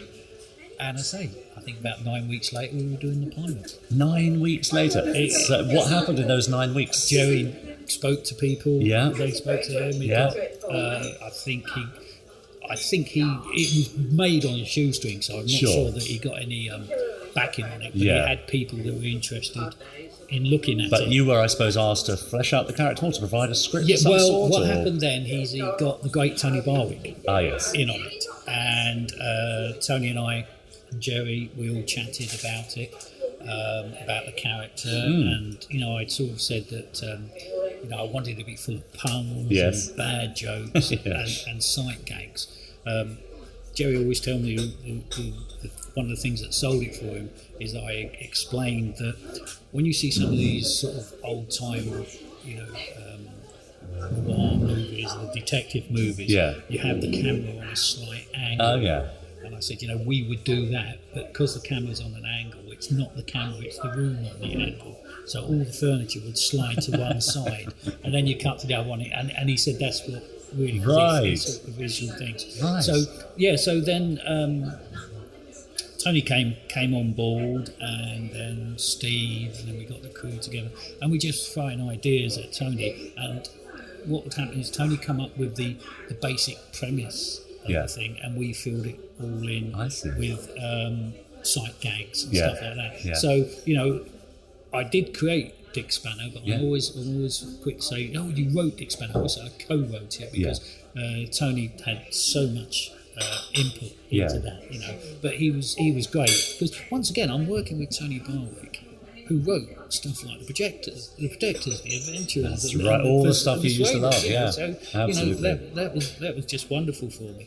And but that must have been quite a buzz, standing there, seeing this stuff being filmed, knowing that it came from a seed of an idea, from one of your ideas. Yeah, that must have been quite a buzz. Just those surreal moments in my life, you know. Yeah, and of course it's still out there, and it's still out there. Still on DVD, and I say we recently released it on DVD. Yeah, polished it all up. And there's an animatic that I did with Chris Thompson and Andrew Clements that we put together. Completely 2 new episodes. Yes, which was absolutely fun to do, and I'd love to do Spanner again. Really? Yeah, it would be wonderful. You know, and a lot of people say, "Would you do it as CGI? You know, we could do it like that." And I thought, well, the thing about Spanner is that it was belt and braces. Yeah, rough and ready, wasn't it? It was so rough. And I remember talking to you about this before, saying that because of that, and I think a lot of people are surprised to hear that it is a Gerry Anderson production. It doesn't have your classic Gerry Anderson feel. Was that a deliberate departure on Gerry's part, or was it just that's what circumstances demanded because of, you know? I really, you know, I asked myself that thing because, you know, I get this little shiver when you sort of see, especially, you know, now with the focus on the Anderson things is that you do get all these iconic programs like Stingray, Thunderbirds, Five Oaks, Flyers, Dick Spanner. You know, and you think, should he be there? You know, oh, he should be there. Absolutely, you know, he's earned his place. But it's a hairs on the back of the moment every time I sort of see that. But I think it was, you know, Gerry's just going for it. Yeah, it's something different. And it caught a very different audience. I mean, I remember watching it as a student. I mean, it was that sort of audience. It was very much aimed at that sort of thing. Absolutely.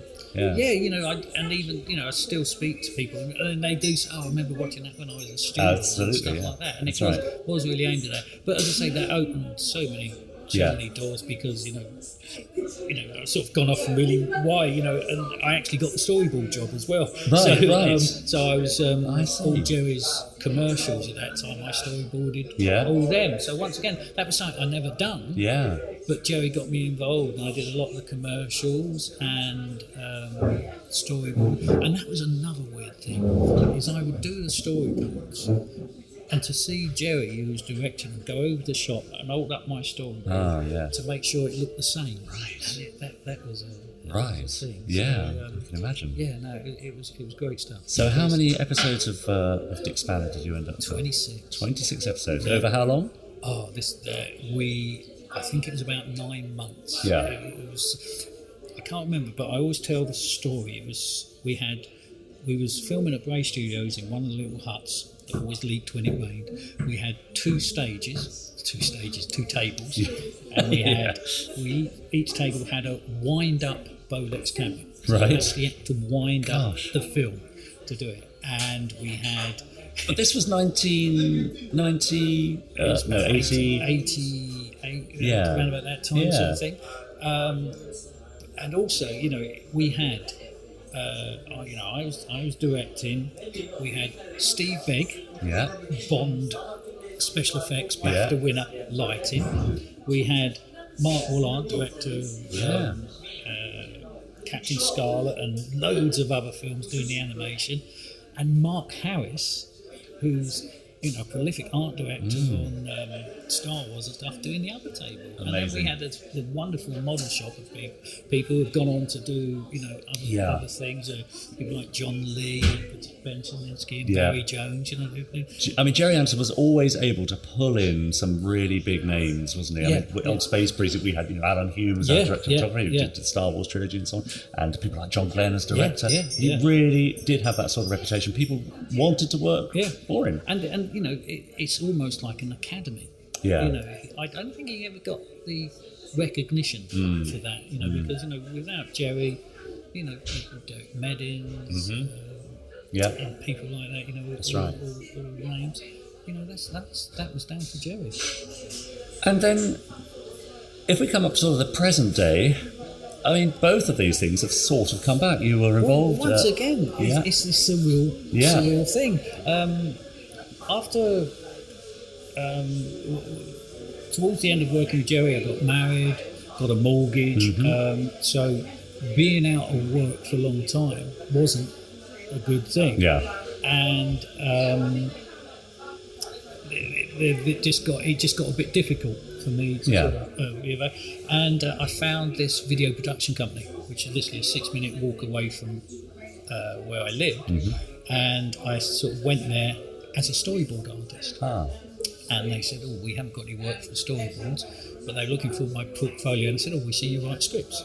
Would you like to come on to be a script writer? I see. So I went on there as freelance for, I think it was about 6 months. And then 26 and a half years later, I left them. Right. So I had constant work for 26. And in that time, had the kind of Gerry Anderson thing kind of just moved away from you? You not forgotten about it, but put it in its place. It moved out of the way. I had contacts because of my brother-in-law, Mark, was working very intently with Gerry there. But it was one of those sort of things. I did honestly felt that was it.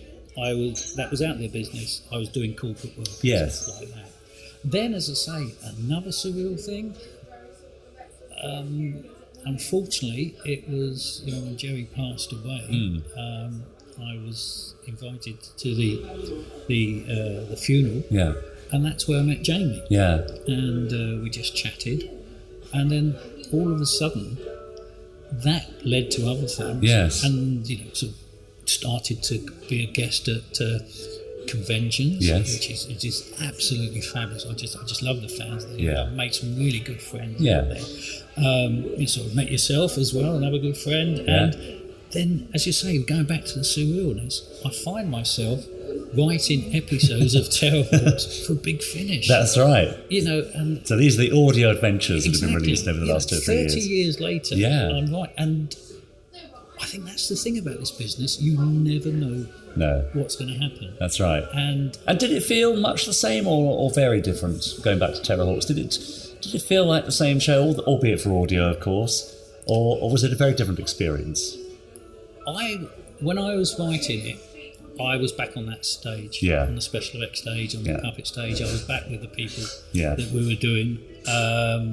I must admit, I bought a box collection of Terrahawks to catch up with it, and it felt like being back. Yeah. It was weird, but in a different sort of, as a writer, and you putting your ideas into it, but it felt almost the same, but a little bit better. Because the quality of those audios are fantastic. The pictures are always better, aren't they? So, well, no, I'm saying that the audio made it bigger, and I felt, slightly better. How we got away with a program that's really based on explosions and fantastic set pieces, and did it all audio.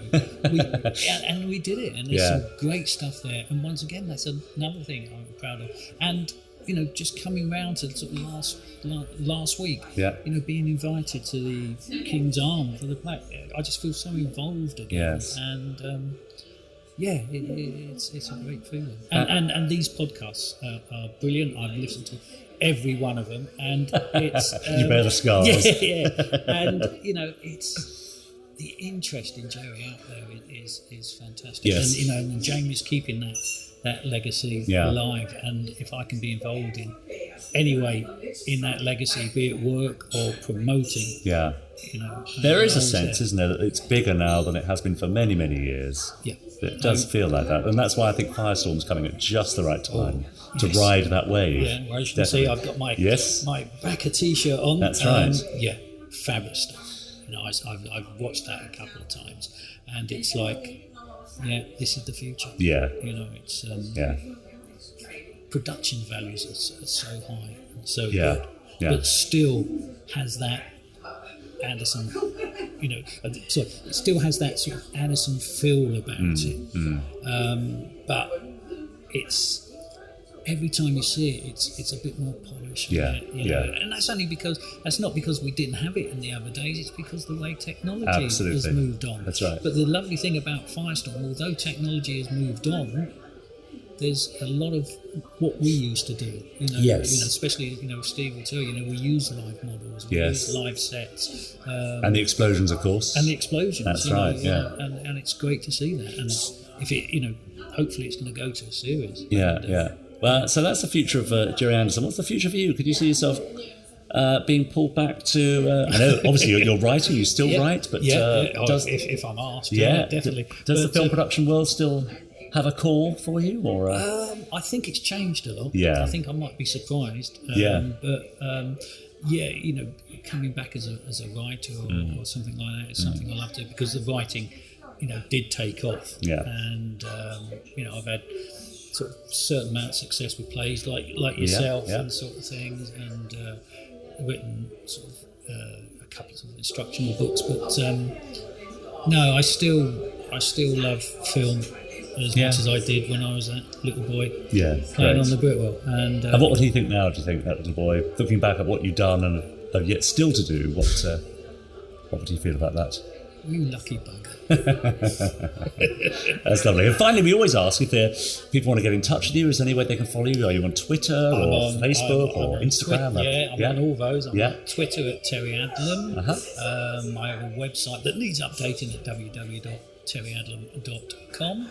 And if you bung my name into the Google, it comes up with all the different sort of things. Lovely. Terry, thank you so much. Thanks for joining us. Great, sort of just reminiscing. Yeah. It's been really nice, and the thing I like about the podcast, it's nice and relaxed. Yeah, of course it is. I'll leave you to drink your coffee now. Thanks very much. Cheers, Terry. Thanks a lot. Well, we love Terry, don't we? He's a lovely chap. Yeah. A cheeky chappy. Now, one of the things with Terry is, and I don't think he'll mind me saying this, I hope. He might. Depends what you're going to say. He's a bit of a chancer. And yeah. I mean that in sort of the old-fashioned word.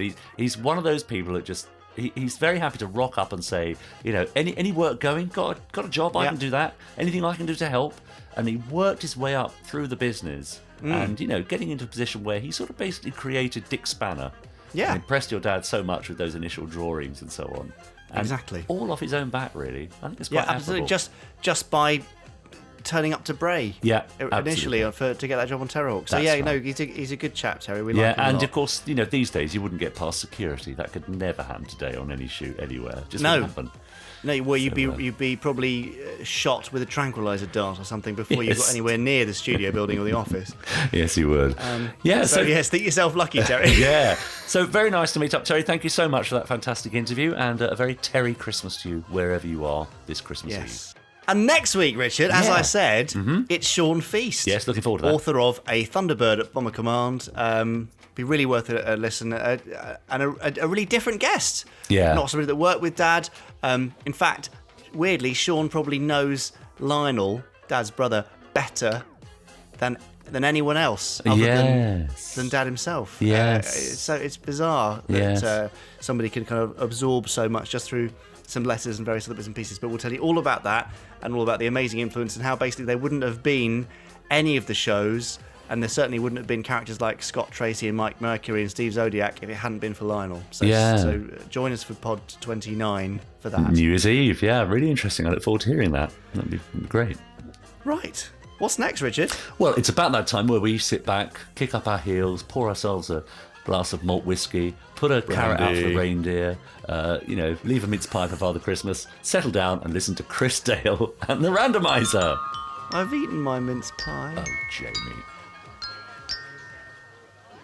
Atlanta, this is the best Christmas dinner I've ever eaten. Well, after your narrow escape, I'm only too glad you're here to enjoy it. You can thank Troy for that. Oh! Troy, what's wrong? Troy! Honestly, he's such a ham. Oh, hello everyone. Well, Marina and I have now made it back to Marineville for Christmas dinner. And this week, as it's Christmas, we're not doing the usual randomizer thing. We've left the randomizer back in the Eagle, but before we left, we had it print out the names of 5 Christmas-related Gerry Anderson episodes. And we put those printouts into these 5 crackers right here. So, Marina, if you would like... What? Oh, Troy. Yes, how is he? Oh, he'll be okay. He's stopped groaning already, you noticed. I'm sure it's nothing. Anyway, Marina, if you would like to pick a cracker... going for number 5. Okay, here we go. Oh, I got the toy. Where's it gone? Oh, there it is. Right. What's this? Oh, it's a little model of Torchy. Right, I'll burn that later. Did you get the printout? Oh, you got the hat. Oh, that's very nice, yes. That suits you, yes. There's the printout. Right, let's see. Well, there were 5 possible Christmas episodes to pick from here, only one of which I actively dislike, and that's the one we've got today. Still, it's been a long time since we've had a Thunderbirds episode turn up on the randomizer, so here's give or take 1 million. Thunderbirds are go. Christmas is a time that promises many wonderful things, and as with a lot of things in life, the reality never quite lives up to the promise. So, yeah, I'm disappointed to see this come up for Christmas, despite the fact that this is only our 2nd Thunderbirds episode on the randomizer. It's been a very long time since we watched 30 Minutes Afternoon on Pod 3, but even so, this is not only probably my least favourite episode of Thunderbirds, it's my least favourite of the Gerry Anderson Christmas episodes generally. I don't think that's a controversial opinion. I'm not aware that too many people love this episode. I'm sure there's some people out there who adore it, and to those people in advance, I apologise for what you are about to hear, but this is not one of my favourites. Can I have my wish now? Oh, sure, but you must call me Santa. The nurse says it's the only way I can re-establish my grip on reality. Yeah, Jeff and, oh God, what is this kid's name? Timmy or Itchy or Stinky? Whoever he is. I wish I could see all the Thunderbirds launch. It's another precocious little brat, as this show and the previous Anderson shows were quite keen on presenting, and this one's especially annoying, even though he's not in the episode as much as the other kids are. But he's, give me my wish. I want to see all the Thunderbirds. Why does this kid get to go to Tracy Island and we don't? It's not fair. This is Christmas Control to Thunderbird 3. Immediate launch. Christmas Control. Yeah, for those of you who haven't seen this, Jeff is actually dressed up as Father Christmas. I don't know why. Obviously, it's Christmas, but this whole scene of him dressed as Santa, just sat with a little boy, there's no one else there, insisting that he be called Santa, is slightly disturbing. You could believe that, as I hinted at, this is Jeff having gone slightly gaga towards the end of the series and is just needing to be to be sort of, I don't know what. There must be some condition for when you think you're Santa and need to be humoured. That's the word I'm looking for. Where is Thunderbird 3? I can't see it. Be patient, Nicky. What do you expect, Nick? Oh, Nicky, that's your name. Are you expecting it to just, appear in front of you? Be rammed into your stupid face? Wow. Wow. Actually, I do love this beautiful pan up the side of Thunderbird 3. It really does look, every inch, 287 feet high? Wow. That it's meant to be. It's a really good example of all the detail on the model, all the individual panels, the slight scorching and wear on various sections of it. It's an absolutely beautiful model. Despite the fact it's not my favourite Thunderbirds vehicle, it's still a very impressive panning shot there. I have to wonder though, okay, being a kid, you want to see a Thunderbird's craft launch. Okay, that's fine. Wouldn't you want to ride on one? I know he presumably had a ride on Thunderbird 2 to come back from Coralville Children's Hospital, where he lives, but even so, I mean, who wants to watch a vehicle take off when you can actually ride it? Well, gentlemen, if the project is successful, that'll just be the start. This chap who runs the hospital, the puppet here, is it Dr. Pringle? He's a slightly disturbing puppet because you almost can't see his eyes. It's just these black voids. It's quite unsettling. And what's stranger is that the puppet sat next to him. The toy shop owner chap, whose name I don't remember at the moment.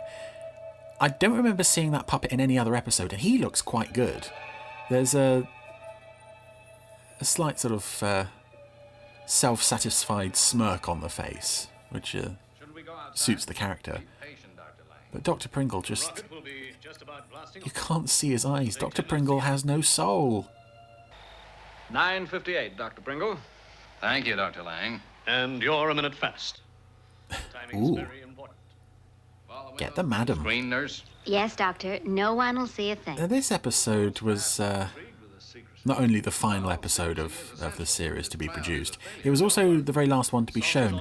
It was shown on Christmas Day. I'm going to say 1966, as the end of a repeat run of the first season and the showing of the second. Here she comes. And I'm trying to put myself in the mindset of a kid watching this on Christmas Day, looking forward to this. Were they satisfied? Is this really what you're expecting to see from a Thunderbirds Christmas special? For starters, International Rescue are barely in it. They don't need to rescue anybody. The plot could more or less unfold whether they were in existence or not. But it's just so dull. I mean, look, this rocket has just deposited a crate by parachute over the children's hospital. This is Thunderbirds. Why are we watching a rocket launch going right? I mean, it's nice that the rocket didn't crash into the children's hospital and explode, but it's, that's a very traditional sort of Thunderbirdsy idea. This thing is launched to help people. It goes wrong. There's a disaster. Oh, we've got to help get these children out of the hospital and make sure they have a Merry Christmas. This is... I just can't imagine any kid watching this on Christmas Day, no less, could be anything but disappointed. I could be wrong. Maybe there are dozens of Give or Take a Million fans out there who are going to criticise me for this, but... Oh, now that is something that I do like about this episode. In the car park where this canister has just landed, there is a sign, and it's quite visible, even on the DVDs. Coralville Hospital, please park prettily. That's quite sweet, Please park prettily. It rather says something about the quality of this episode that I'm forced to looking into the background to see if anything interesting is happening. Dr. Lang, call International Rescue. Yes, Doctor. But how do I find them? How do we know where their base is? Listen, Lang, just put out the call. They use any frequency. Yeah, you'd think after 32 episodes, International Rescue might have put out a pamphlet or something to cover this sort of situation. You shouldn't really have people wondering how to contact them this far into the series. And I'm sure John would appreciate somebody talking to him. It's not like he's overburdened with callers. International Rescue. This is Coralville Hospital calling International Rescue. Loud and clear, Coralville. Go ahead. And yet John always sounds so happy. It's amazing. He never sounds anything less than 100% chirpy and chipper. With the rocket's ETA. 0900 hours. Right. We'll be ready at 09:15 to pick up the lucky winner. I really like John as well. He seems like a really nice guy. It's such a shame he got just such short shrift all the way through this show. Rescue involved. Wait and see, nurse. Just wait and see. I'll tell her now. It's not that interesting, really. But, Father, supposing there's a distress call that day. Oh, Gordon, don't spoil it. Yeah, Gordon, don't hope that something interesting might happen in this story. That's not what we're here for. This is all very well, but do any of you realize how near we are to Christmas? Well, Grandma... Well, for those who are interested, I'm actually recording this on October 18th. So I'm quite a way off Christmas here, but if I've planned it right, then by the time you hear this, this will be Christmas Eve, I think. Although at this point in the episode, it's Wednesday, December the 1st. December the 21st, even. Yes, and we mustn't waste time when we're shopping. Is there much to get? That much. That's quite an interesting list. If you have the Blu-rays and you're willing to pause it and look through that list, see what makes up a Tracy Island Christmas is quite interesting. I'm not aware that tongue is a traditional element of most people's Christmas, but it is for the Tracy family. I do rather like this montage of the decorations going up on Tracy Island and the Grandma and Carano at work in the kitchen, watching these turkeys spinning around on... Oh, even Brains is helping out. There's a shot of Alan, though, as he's... I think he's putting some glue on the back of some little stick-on stars or something. The puppet's mouth is open. It looks like his smiling face. The mouth is open. It looks like he's I don't know. He's got problems. He's got problems, that boy. Well, the montage has taken about 4 days. It's now Christmas Eve. The Tracy family aren't... although the lounge looks very nice, they're not exactly the speediest when it comes to putting all these decorations up. It seems to take about 4 days, and there's still piles of debris all over the place. This looks wonderful. Can we open our presents now, Dad? No, Gordon, not yet. We're going to wait till our guest gets here tomorrow. And open them in front of him, because we don't have anything for him. I want to see him cry, Gordon. I'm speaking from the roof of Harmon's store here in New York. Where the Don't worry, nothing interesting has yet happened. Doesn't the snow look wonderful? Gee, I wish we could have a white Christmas, just like the old days. Here comes the final section. That's a comment I've always found slightly odd, just like the old days. Where exactly were you living before you all came to live on this island? I'm sure there's probably many theories, but it's an oddly specific comment. Why don't you use the nuclear-powered cooker, Mrs. Tracy? It's much faster.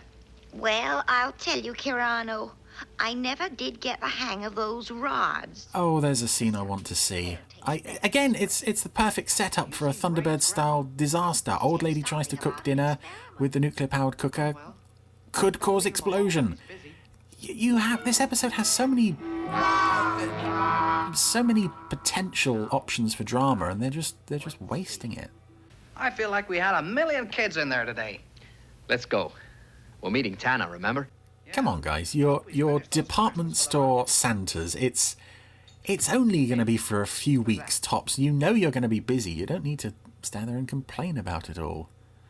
Some interesting Disney and Hanna-Barbera characters on this toy display here. All right, not a move. What's this? Some sort of game? Shut up. Not a sound. And that actually, you heard the Jack-in-the-Box pop open there, and now the bad guys are here. I don't understand. Later on, the bad guys say that they were hiding their equipment in the Jack-in-the-Box. Were they themselves hiding in the Jack-in-the-Box? Or did the Jack-in-the-Box betray the department store Santas, and it was in league with the baddies the whole time? Too many questions, not enough answers. I'm really bored. You know, that's some alarm system. Yeah. Those tiles on the floor could register a pin drop. Oh, really? I didn't know that. That's why I started talking to you about the thing that we both already know what it does. How much you think we'll get? Oh, about 10 million. Give or take $1 million. And there's our title. It doesn't really warrant the close-up on the bridge of one of the puppets' noses, but whatever. That's the best we can do for an ad-break cliffhanger this week. Something that I always keep in mind when I'm watching this episode, which unfortunately I do watch every Christmas because I am just a glutton for punishment, although having watched this in October, maybe I won't watch it again this December. I just look at these scenes, these endless scenes of these two robbers breaking into the bank vault by cutting their way in through the department store. And you just wonder, you just think back to where all this started. You know, Trapped in the Sky, the Fire Flash, the Crab Logger, and no, not the Crab Logger, the Sidewinder, and Thompson Tower and the Sun Probe. All of these wonderful, exciting, terrific things, and now we're just very slowly cutting our way through a wall. Where did it go wrong? Something's gone wrong somewhere along the line. Some lucky kid will have the surprise of his life. Well, there it goes. I like kind of the idea of a child at Coralville Hospital opening the present and being confronted by this card saying you're going to stay with International Rescue for Christmas. I just wonder about how they actually sort of manage that. Do the staff at the hospital know who's getting the card? And if not, wouldn't like the other kids be upset? You know, here's little Stinky or Icky or whatever. Timmy, no. Nicky, why does he get to go? It's not quite fair, really, is it? Oh my goodness, they're still drilling through the wall. They're only about 3/4 of the way through.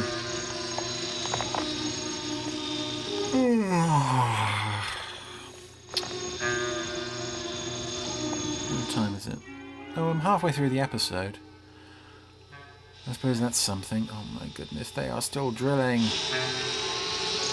Get on with it. Get on with it.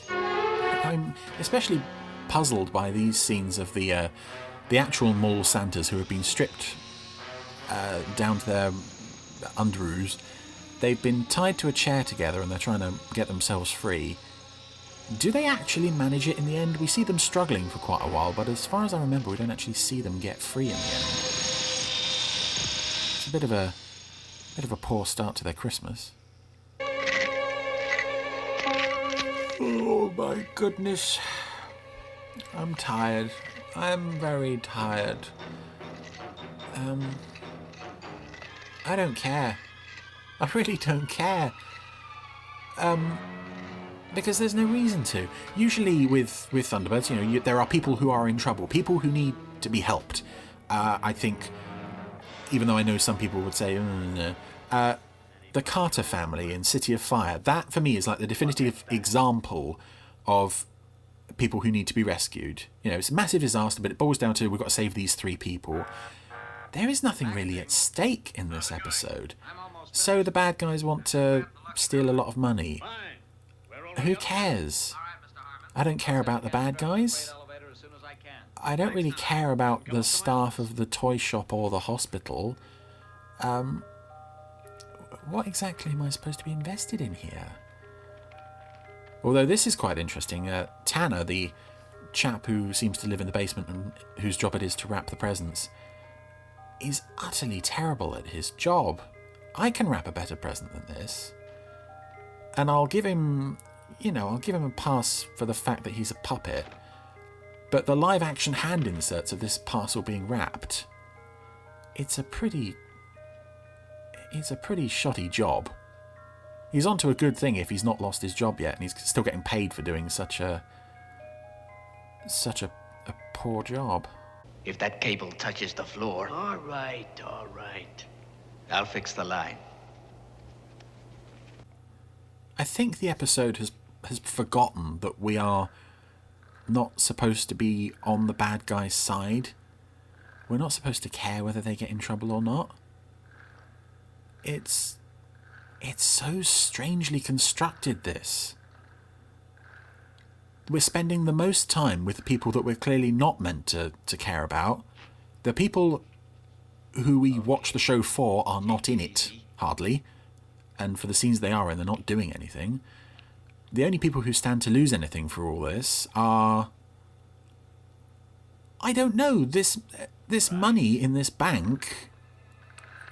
I mean, we see the 2 security guards in the bank, that's it. Who's going to lose out if all this money gets stolen? I don't know. I don't care. I don't care. And now they're winching Scobie into the bank vault. Very, very, very slowly. Right, there we go. December 25th, 2026. It's right there on screen. Tintin is standing right next to it. 2026 is the year the Thunderbirds takes place in. End of argument. We can all go home. No. Because equally, in 30 Minutes Afternoon, there was a calendar saying it was 2007 or 2008, wasn't it? It's coming from the roof. Who can it be? Could it be any one of the other dozen people who live on this island? This is another painfully drawn-out sequence of Virgil and Tintin hearing a noise. Oh, let's go and investigate. Who could it be? It's quite scary. It's quite tense. The door is opening. Who's going to walk through? Could it be any one of the other dozen people on this island? We have extreme close-ups on our heroes' faces to show how stressed they are. Tintin is now hiding behind Virgil. A shadowy figure approaches. Through the door, we see a pair of familiar blue glasses, but we don't know. What are you doing? Oh, it's Brains. Okay. Well, that was a vain attempt to build something approaching drama. Come and have a cup of coffee. That's right. And then back to bed. All right, Virgil. Don't look so worried. I'll look after him, Virgil. You better be going. Right. I do like the way Tintin says she'll look after Brains, like he's a resident of a nursing home who's wandered off by himself. It's quite sweet for all the wrong reasons, I think. Well, Thunderbird 2 launch sequence. Can we have some funky music for this, please? Can we have some funky music for this, please? No, not even any funky music for this. Okay, whatever, I'm going to go get a drink. I'll be back in about 10 minutes. Maybe you'll have done something by then.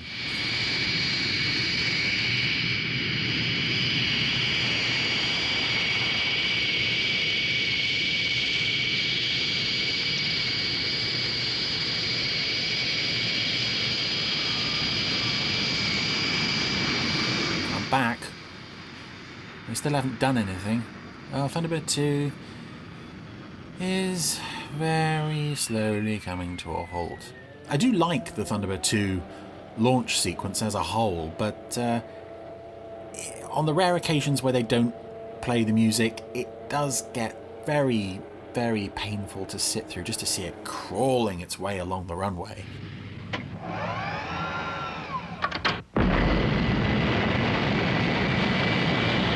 And it says something about how bad an episode is when even Thunderbird 2 can't save it. It's always struck me as slightly odd when a non-comedy series does a Christmas episode, and there's always that temptation that very few shows manage to avoid, of setting the episode at Christmas, showing our characters at Christmas. I think the main example of a series that has Christmas specials, and they always have to be set at Christmas, and it never adds anything, and probably takes quite a bit away from it, is Doctor Who. The modern Doctor Who. I don't know how many people would be disappointed if they got a Christmas episode of their favourite show that was just a really good episode of the show that didn't take place at Christmas, for instance. I don't think anybody would be disappointed if instead of this they had shown, I don't know, something like Atlantic Inferno or Path of Destruction. Just put your really best stuff out when you've got the largest possible audience. And I don't think this episode is guilty of it, but certainly Christmas specials today, they rather take for granted the fact that their audience is going to be sat there watching this. I think probably with this, they just... because they had struggled to adapt the series to a 50-minute format anyway back in the day, when they're stuck with this like non-starter of a story idea, they really have no idea what to do to keep it going. Much like I don't know how to keep this going at the moment. I mean, Scobie is now being slowly winched out of the vault. I don't care. I don't care. The pencil, you clumsy. This is a really good example of the lack of drama. You know, other episodes, oh, we've got to save the Fireflash before it crashes. Oh no, the crablogger's going to fall off a cliff. Here we have the bad guys about to be defeated by a pencil. The pencil gets its own ad break cliffhanger, of course. Again, that's the level of drama here. Welcome back to Harmon's store on this fine Christmas morning, where still nothing has actually happened. Canister's ready, Mr. Harmon. Right, send it up in 5 minutes. I also have to question why exactly... oh, there goes the pencil. Yeah, I have to question why a department store has a rocket launching facility on the roof. Are they at war with another department store? Are they regularly lobbing missiles at each other, trying to put a dent in each other's sales? Oh, the store Santas still haven't escaped. They've given that up as a bad job. What are we waiting for? Now, the baddies are attempting to escape by locking themselves in the canister that's going to be attached to the rocket and shot to the children's hospital. Now, obviously, they don't know that that's the plan. I don't quite know what they think is going to happen here. However, why are they dressed as Santas? Relax. We'll just have to try and bluff our way out. Again, what possible explanation can you have for the fact that you two guys are stowed away in this canister full of toys for children dressed as Santas? I know it's nice that they're trying to make Christmas special for somebody who's got nobody, but even so... The Thunderbird will cruise around until the winter is... Why are you wasting Thunderbird 2 on this? You have like you have a couple of personal jets. You could use one of those to make this trip. You don't need to take out Thunderbird 2. It's just to make the other kids feel bad when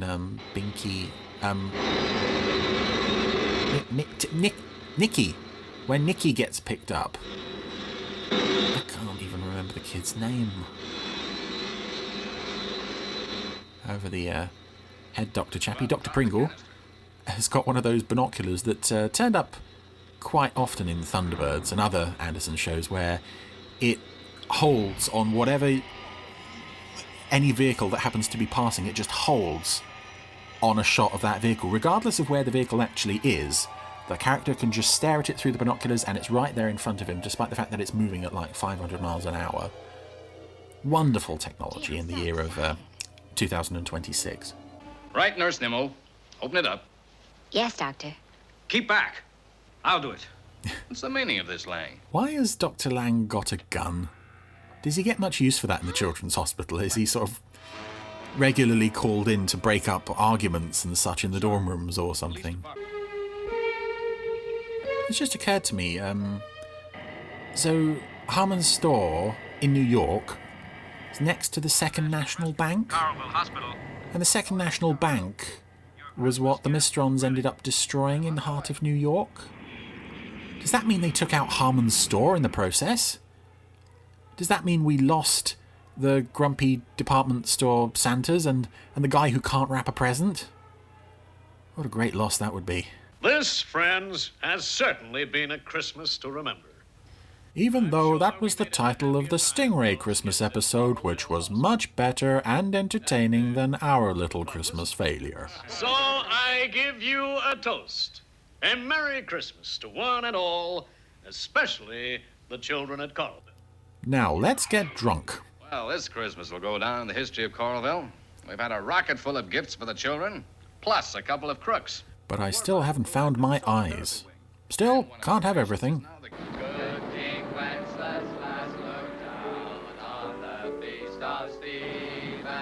Flatly drone this silly song and don't get near the tune. Well, we've just got time for one more carol before further refreshments.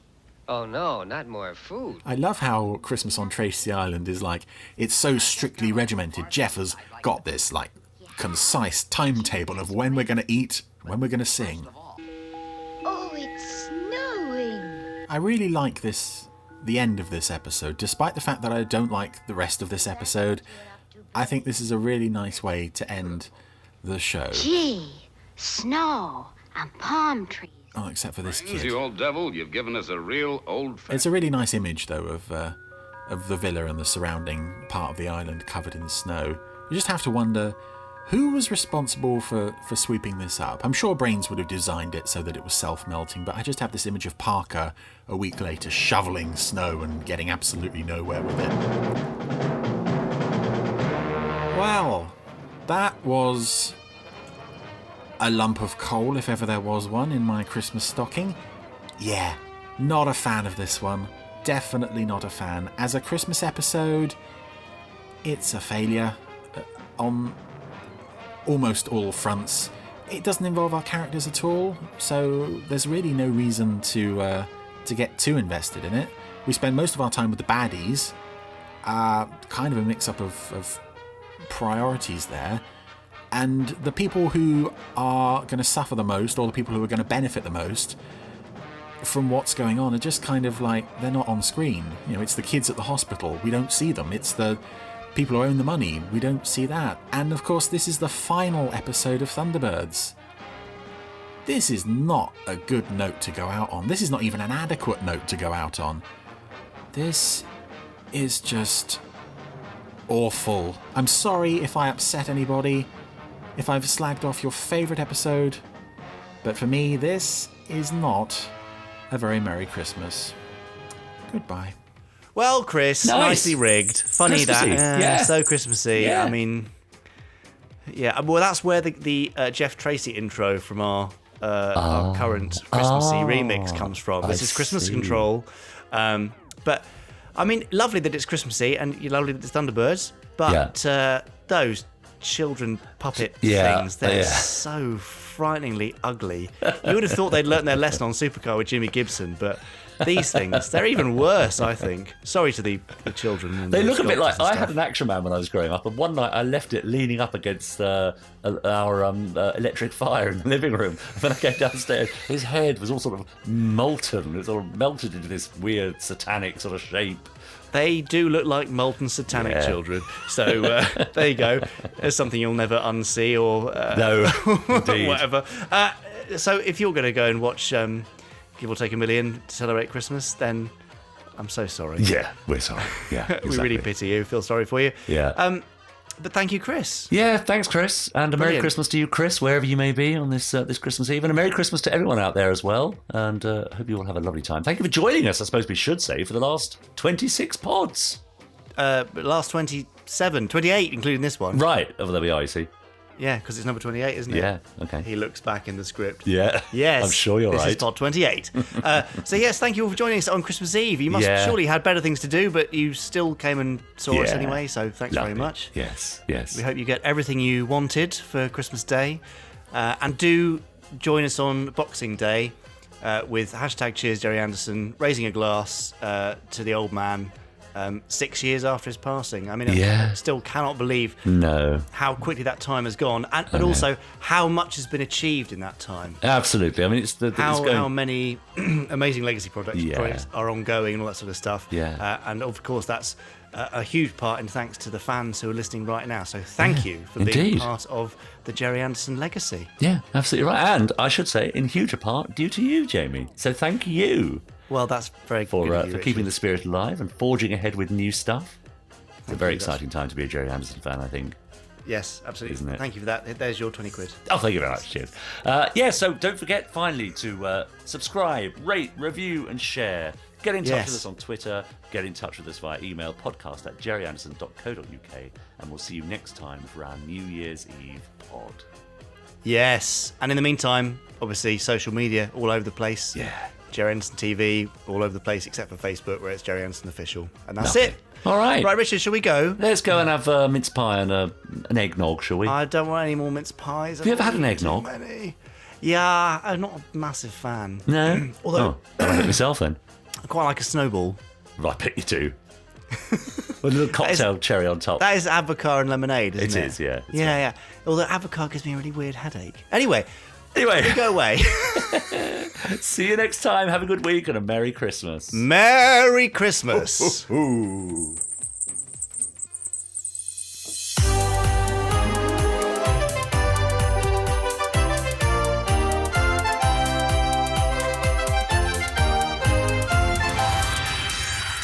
Stage one complete. Let's go.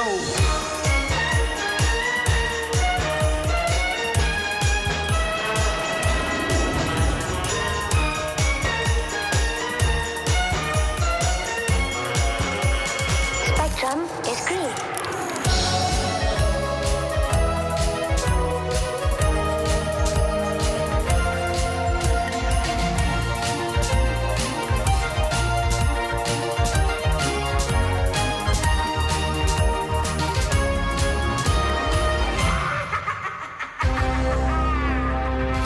Gosh, Richard, we're so festive, aren't we? Aren't we? Yeah. It's like they're making those Christmas songs in the middle of July, isn't it? That must be so difficult. Well, all the Christmas specials that are being shown now, which obviously were shot in, like you say, July, August time, Absolutely. when That's they're all right. coming out of the blazing hot sun and putting up Christmas things and wearing jumpers inside. It's just Trying bonkers. Anyway, desperately to be Christmassy. at least we're very, very close to Christmas when recording this. Yeah, So, exactly. there we go. There we are then. That's it. Are you getting anything nice, do you know? Well, for Christmas? Yeah. Well, I'm still holding out hopes that the officer are in underpants. Really? Yeah. Well, Do you not I don't think that's know. a thing? I mean, unless Charlotte's doing homemade pants for you, then I doubt it, but let's see. What are transfers? Do you remember Shrinky Dinks? I feel like we just crossed into the Twilight Zone now. Shrinky Dinks. You don't remember Shrinky Dinks? Ah, they were things that you put in the oven and you baked them. They were toys, like little. There's a sheet of like baking powder, and you draw your own design, cut it out, put it in the oven, and they'd shrink into little enamel type sort of little things. I know. No. They must have been banned for being Yeah. dangerous or toxic or something by the time I got there. Well, but if you've got experienced a shrinky dink, Will then you do stop email us. doing that? All right, fine. I'll stop. That's enough. Merry Christmas, Richard. Merry Christmas, Jamie. And I'll thanks see for you on everything this YouTube. year. All right, and to you. Bye. Bye.